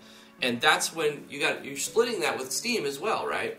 So if it's not worth playing, if it's not worth charging someone for, it may not be worth playing. And people who do play it feel like they wasted their time. That's why they flamed. But so I wouldn't even put it on Steam. I have a game. I didn't put it on Steam. It's 3 to 4 hours. You can download it on my website, driftwoodgaming.com/games. It's called Legend of Driftwood. It can be speed ran in 35 minutes or 30 minutes. I forgot what the record holder has right now. But I watched this guy do it on Twitch. He steam ran not steam ran. What am I talking about? He speed ran the game in like half an hour. I was like, whoa. Ever since I made it 1.04, it's been a lot easier to run through it very quickly. But yeah, put your game up from $4.99 to $15.99 or $14.99, in that range for a decent RPG Maker game. $15 is a sweet spot. $9.99 is a good price, because when your game makes its sales, it's going to be selling on when you do a sale, it's going to be 50% off, right? At least 30% off. So if you're doing a 50% off and your game is only $4.99 at the minimum, you're only getting $2.49, and then Steam is getting 35% of that, 35% of that. So you're only making like not even $2, right, when you make a sale. And you're not going to make a tons of sales, most likely, on an RPG Maker game. Very few of them do. It's like a single-digit percentage that actually do. Less than that. Maybe it's 1% of the games that actually make a decent amount. So ask $9.99 for your game. So when you inevitably put it on sale 50% off, people are going to pay $4.99 for it, get a few hours of enjoyment out of it, hopefully, and they won't be mad at you, because for one, there's this thing called investment bias, and if they paid nothing for it, they are more likely to flame it than if they paid $4.99 for it. It's human psychology. So I'm not surprised that your game got flamed. Take it off Steam, or do a. You already did this. At this point, it doesn't matter, right? It doesn't matter. Your next game, make it a little bit. Obviously, it's going to be better, even if you. I'm sure you could make it worse, but try to make it better. Make your next game better. Put it on Steam if you decide to put it on Steam. Make it worth the player's time. If it's worth the player's time, then it's worth them paying for it. And if it's worth the player's time and you're going to pay to put it up there, charge for it. Don't make a good game and not charge for it. That's counterintuitive.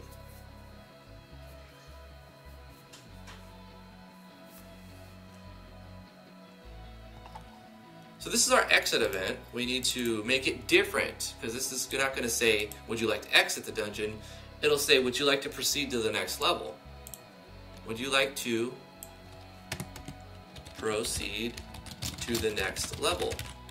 And then in parentheses, we can call the variable, which is 30 something. I don't know, I'll check it. And we can say current level, or we can say next level will be next level. Or we can say current level is this, because then I don't have to do anything. We'll do it right. We'll say next level is this one. So I have to look, dungeon level is 31. Okay, so we'll say variable 31. But we're actually going to use variable 32. Here's why. We're going to do a little bit of control variables.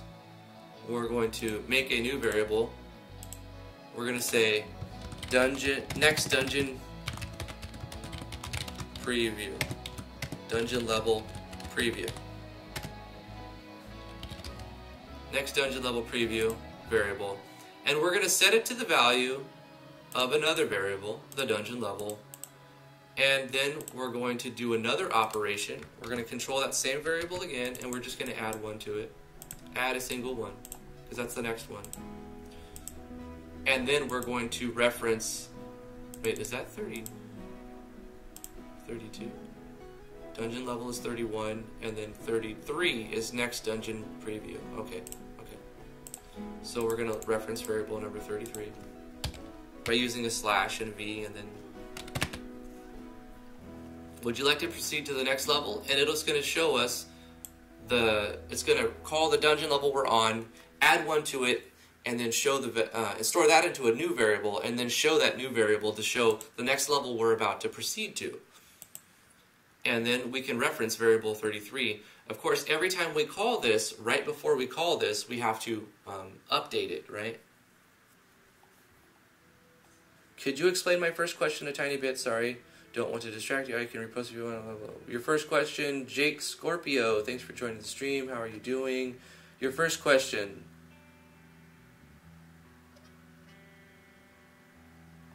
I'm scrolling up. If I buy a game and enjoy it for an hour, I've got my money's worth for $5. Right? That's not a question. Maybe it's after that. Wait a minute. When you sell a game on $1 and maybe get 20 cents because Valve takes 30%, well, that would mean you get 70 cents. And publisher, if you have 50... Oh, and publisher. You probably don't need a publisher. Publishers are great, but I mean, you got to have a good product that's going to sell for $15, $20, $30 if you want to use a publisher. For your RPG Maker game, don't get a publisher. Just self-publish. Is that still not a question, though? It's mostly kids who will pick up the free games and flame them because... That's true. That's right. They don't have the money to throw at it, so they're less... They also just... They need more time in life to realize that it's kind of a dumb thing. Kids flame all the time, wanna blah blah blah. Right. What is your question? Repost your question. Is there a way to make items drop instead of having name-altering prefixes, have color-changing names, so the color changing would resemble the strength of the item based on prefixes applied? You mean when the player finds an item, have it have a different color? Like a font color? Yeah, there's a way you can make that. Let me see, did I finish this? So if they say yes, I'm gonna show you, Jake, just hold up. It's a lot of work, the way that I know how to do it. There's probably a plugin for it. The way that I have it is every item, you have to, like every sword needs to have like 10 or 20 or however many versions of that weapon for each strength power. And you use a note tag in each. So the basic white, yellow. Okay, we'll keep it simple. We'll do 4, right? We'll do white, blue, yellow, purple. We'll do 4 versions to make it simple. I'm almost out of time, so let me finish this and then I'll jump into your little mini tutorial. When you do that, it's going to show the player, if they say yes, it's going to do this, but instead of transferring the player to the beginning, we're going to show animation. We're not going to show animation, and we're not going to transfer there. When they want to, yes, proceed to the next level, or not right now. Also, we should include exit the dungeon here on this part, right? Edit, not right now, will be the third option, and we'll also have exit the dungeon instead. Default, go to the next level, cancel, we'll say not right now. When they cancel, they'll move up and it'll skip if cannot move. If they say proceed to the next, hold on, I need to copy this part. Because if they say they want to exit instead, we're going to take the leave events and put those there.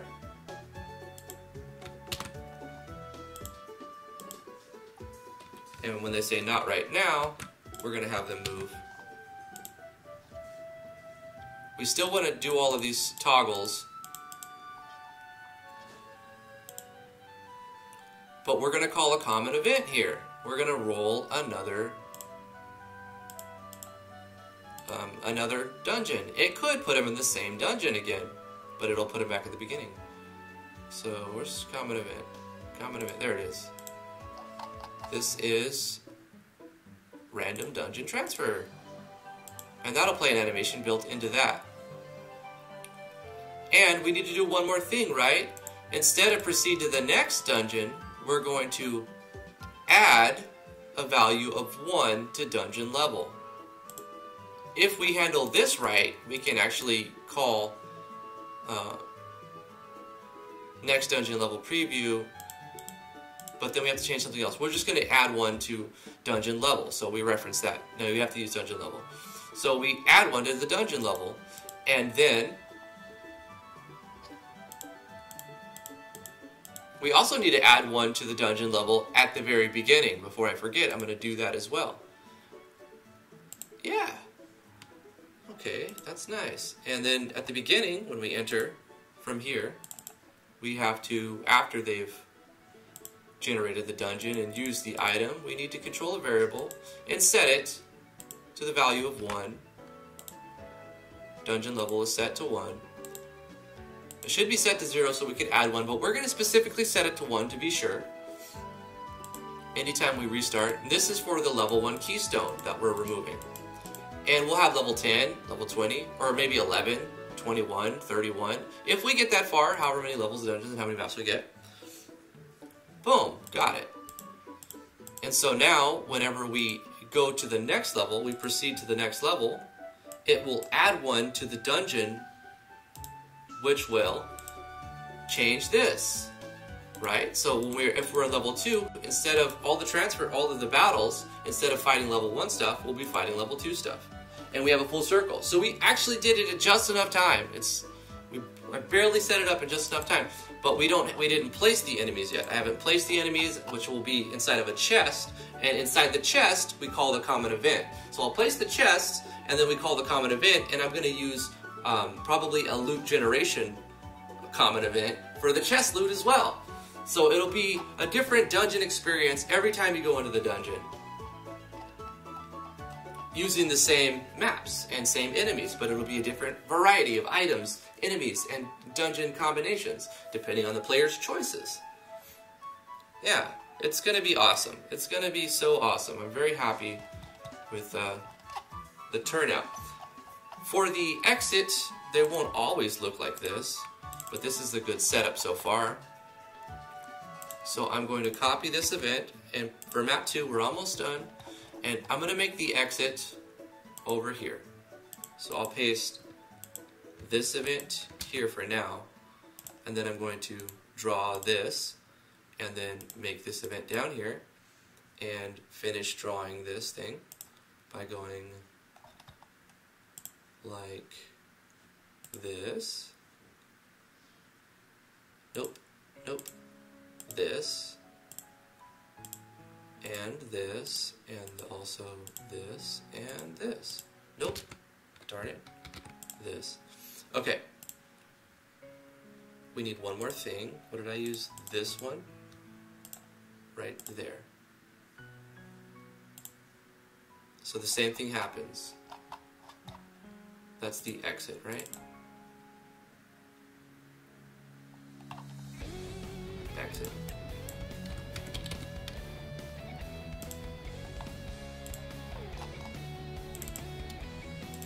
Fantastic work. Thank you guys for coming to the stream. I really appreciate it. You guys are awesome.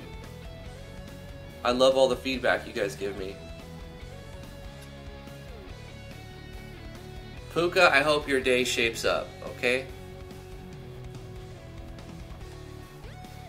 Alright, I'm going to do a special request tutorial real quick for...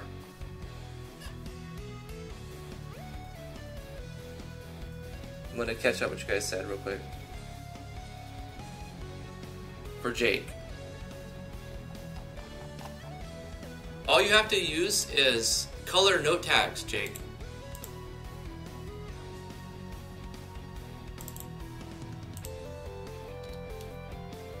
You're going to need the message core plugin. And inside the message plugin, I think it's this one, or the item core. It's in the item core. Okay. Do I have the item core? I do, right. So you're going to use an item core Yanfly engine plugin.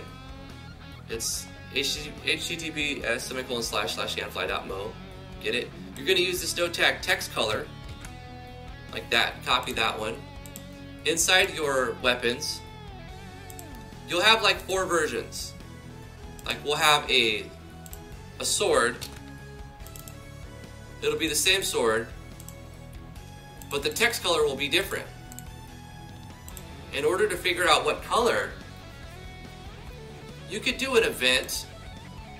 Here's a cool little idea for an event. You make a new event, and you show text and you go C, which is 0. So you can just do /C. And then you do equals 0, C, 1 equals 1, /C2 equals 2. And you put this on your debug map, right? /C3. I'm not going to do all the colors, but they go up to like 32 or 28 or something, 32 I think. And you can change them as well. You can change your color scheme. Equals 4, etc.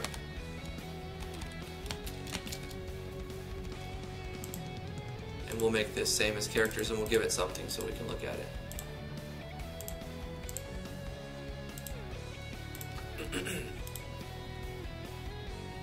And you'll get an idea of what the text color will look like in game.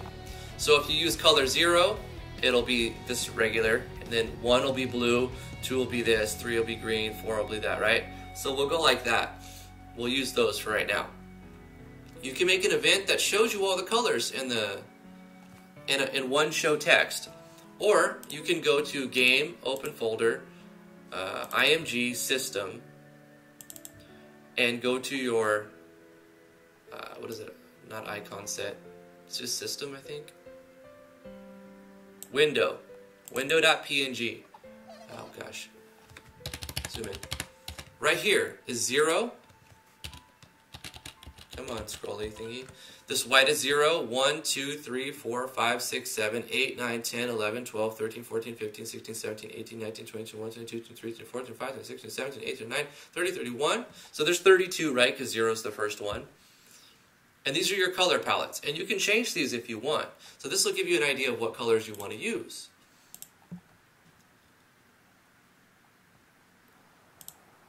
And you make different versions of the weapon. So you'll put like sword. And then you can call them all sword. You said you didn't want to change the name, just change the color. So they're all swords. Hold on, let's make the first one first. It's going to have 10 attack. And it's going to have text color 0. Which means you don't actually need that at all. The second one is going to have text color 1. I guess we can go a step further. If you wanted to go with white, then blue, and then yellow, and then purple. So we got 0, then 1, 2, 3, 4, 5, then 6, and then probably 30. 0, 1, 6, 30. We're going to use those. 0, 1, 6, 30. 0, 1. We'll copy this. We'll say it's a sword or whatever. Put the stats however you want it to be. Copy this. Paste it here. Paste it here. Paste it here. We're going to use text color. Is that what the thing was? 1.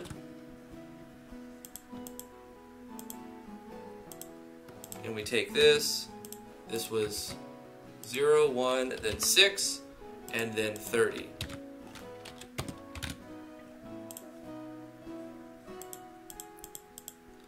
And the blue one can have, I don't know, 20 attack. 20 attack. And then the rare one can have 30 attack. And then the epic one can have 40 attack. And this is normal sword. This would be magic sword.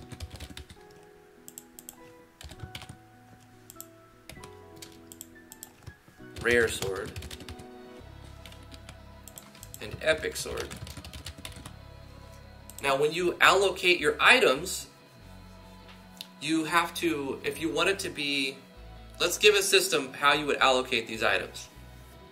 We've got these 4 swords. Let's make a chest right here. Create a new chest. You can also do this in a common event as well. Quick start a chest. So it's easy.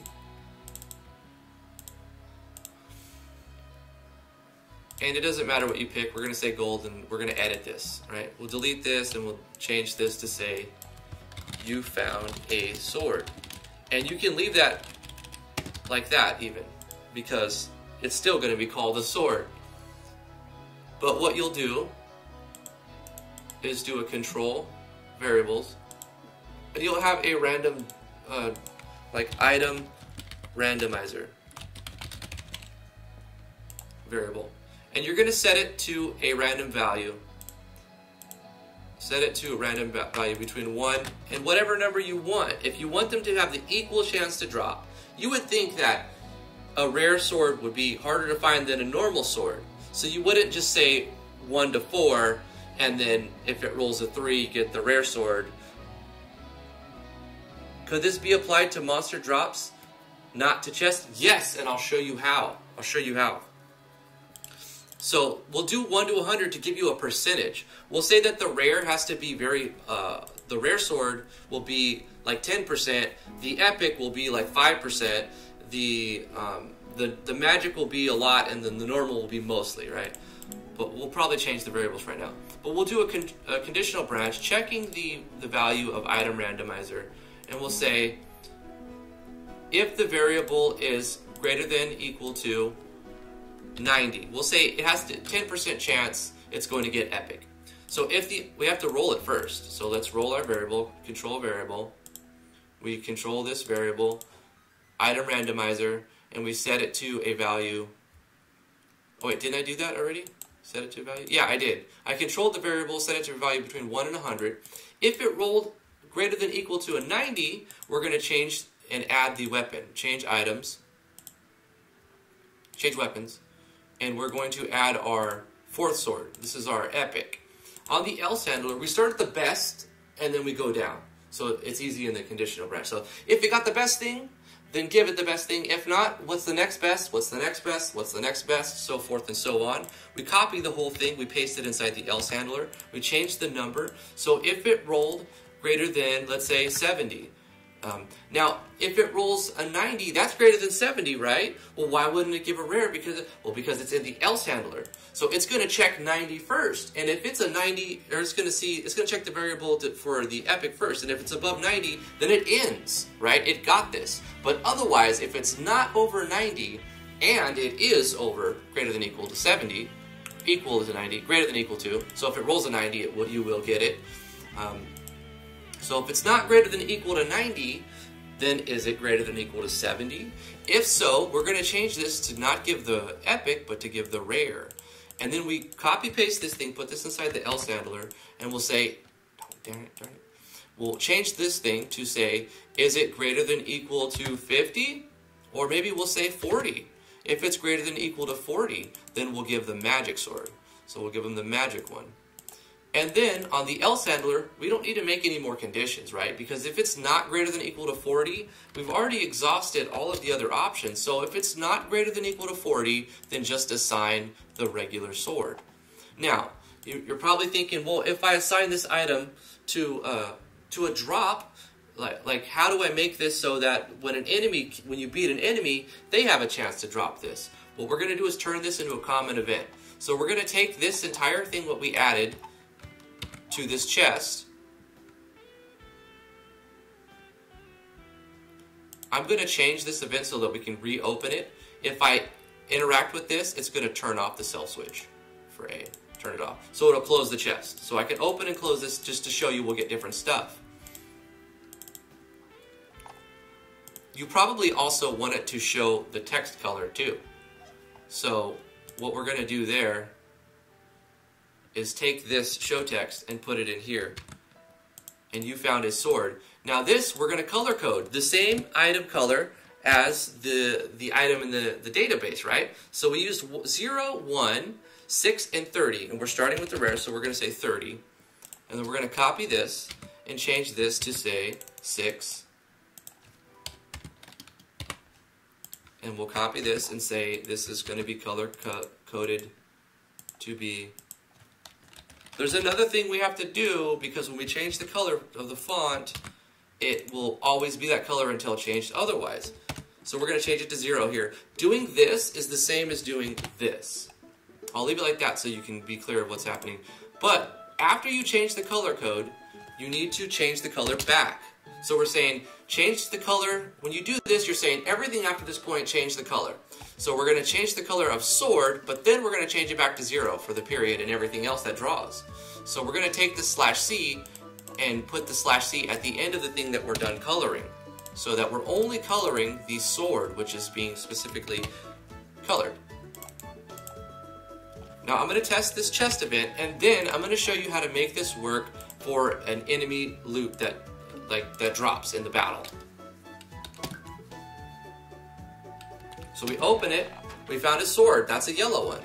We close it, we open it, we found a magic. We open it, that's a normal. We open it, we found a magic. We found a normal. We found an epic. There it is, we rolled up 90 or greater. We open normal, magic, normal, epic, normal, magic, normal, magic, normal. The one thing I would point out is the color I use for rare is very close to normal. So we would probably change the yellow to a different color. See, that's yellow, but it looks very close to white, right? So if we look at our weapons, we've got lots of swords, normals, and then magics, and then rares, and then epics. We got more epics than rares. Interesting. But you see, that's how it works. Epics sword. I spelled it epics because I'm epics, I guess. Now, how do we take this code and make it so that it'll work inside an enemy drop? Well, we need a placeholder, right? We need a placeholder item. So what we're going to do is have this one called unidentified sword. And it's going to be a regular sword, but it'll have whatever color, text color we want. So we'll say text color 17. I don't know what color that's going to be. Random, right? Random. And this is not a... Oh, we need to make it an item, right? We need to make it an item. So it's not here. We'll delete this. We need to make it an item. So it's going to have the sword. Unidentified sword. Use this to ID it, right? And it'll be a regular item. It doesn't need a scope, but it's only usable in the menu, and it is consumable. And what this is going to do is call a common event. We'll go to common events and we'll say random or ID sword, and we paste the contents here. It rolls that variable. It does all this stuff, and it's the same thing as opening a treasure chest. So now with this placeholder item, you can award this placeholder item to your enemies. So when the enemies die, they can drop this placeholder item. The player uses the placeholder item, they identify it. You also can add sound effects and make it more flashy, but I'm out of time. So you make it more flashy, and then the player can find a sword, identify it right then and there by using it, and then the enemy dropped an epic sword, or a magic sword, or a rare sword, or whatever tiers that you want to put in it. Hopefully that answered your question, Jake. Extra epic items or epics. There you go. Hopefully you liked that little tutorial. That's going to do it for the stream. Ladies and gentlemen, thank you so much for coming to the stream. I'm going to be streaming every Monday through Friday, 10 a.m. to noon Eastern Standard Time. We're going to be doing first impression videos. We mostly work on a project trying to get this game released within the next few months. It's still got a long way to go, but we're making massive progress. Thank you to everybody who's helping me. Thank you to Cry's History for the 15 maps that we've got. They're beautiful, and I really appreciate that. Anybody who has arts or maps or anything that they want to contribute to the project, let me know on Discord. The link is in the description below. You can come hang out on Discord. There's a lot of like-minded individuals there, a lot of talented artists, creative people there, good game designers, coders, programmers, and artists are there, and it's really cool. If you want to come hang out on Discord, there's a link in the description. We have several channels to offer different things. You can go to the self-promo and show off all the stuff that you've been working on. It's okay to advertise your stuff here, and matter of fact, we encourage it. We like to see what everyone's been up to, so go to self-promo and plug your channel, your live streams, your games, whatever you want. You can get new customers, you can get more people to work with, and just get feedback from a little bit of an audience here. So I really appreciate it if you guys give this video a thumbs up, this live stream a thumbs up. Let me know you guys want to see this type of content. If you have special requests, you can put them in the comments below if you're not watching live, or you can ask at the Discord channel. If you would like to support what I do, please consider backing me on Patreon. That is patreon.com/driftwoodgaming. That would be very appreciated of you, and that would be awesome if you can do that. Every bit helps and it adds up. This is a really, really good community of people who have been backing me for a while, and I thank you guys from the bottom of my heart so much for all the support you've been giving me. Guys, thank you so much. Follow me on Twitter if you want updates. I'm at driftwoodgaming. I also stream on Twitch, but haven't done that for a long time. If you want to follow me on Twitch, twitch.tv/driftwoodgaming. Yeah, that's it for this stream. We made some massive progress on the project. We added 15 new maps. Well, I actually added them on Friday. I'm going to delete this stuff we did, test event stuff, because I don't need this in my game. But hopefully that was helpful to you, Jake, Scorpio. We're going to get rid of this sword. We don't need that event. Alright, ladies and gentlemen, thank you so much for coming to the stream. I really appreciate it. Subscribe to the channel if you're not already. And we'll see you guys tomorrow. The next live stream, 10 a.m. Eastern Standard Time. Bye-bye.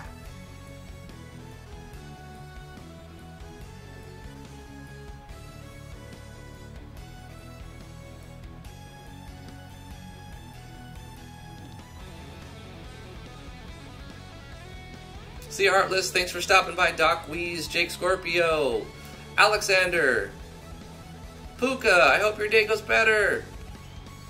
Give you an e-hug. Love you, Puka. Everything's gonna be all right. Royal, thanks for stopping by. He said I promised Draconis Knight that I'd upload a better video of Photoshop actions. Yeah, try Path of Exile, Royal. You're gonna like it. It's great. It's great. Star Mage, thank you so much for tuning in. Devin Scott, appreciate that you made it. You guys are great. You guys are great. Gibbon, day after day, love to see your face. All of those who I missed, Michael Posada, thanks for tuning in even though you're at work. You're awesome, dude. Alright, I really have to go. I'll see you guys tomorrow. Bye-bye. I'm on Discord. Come chat with me.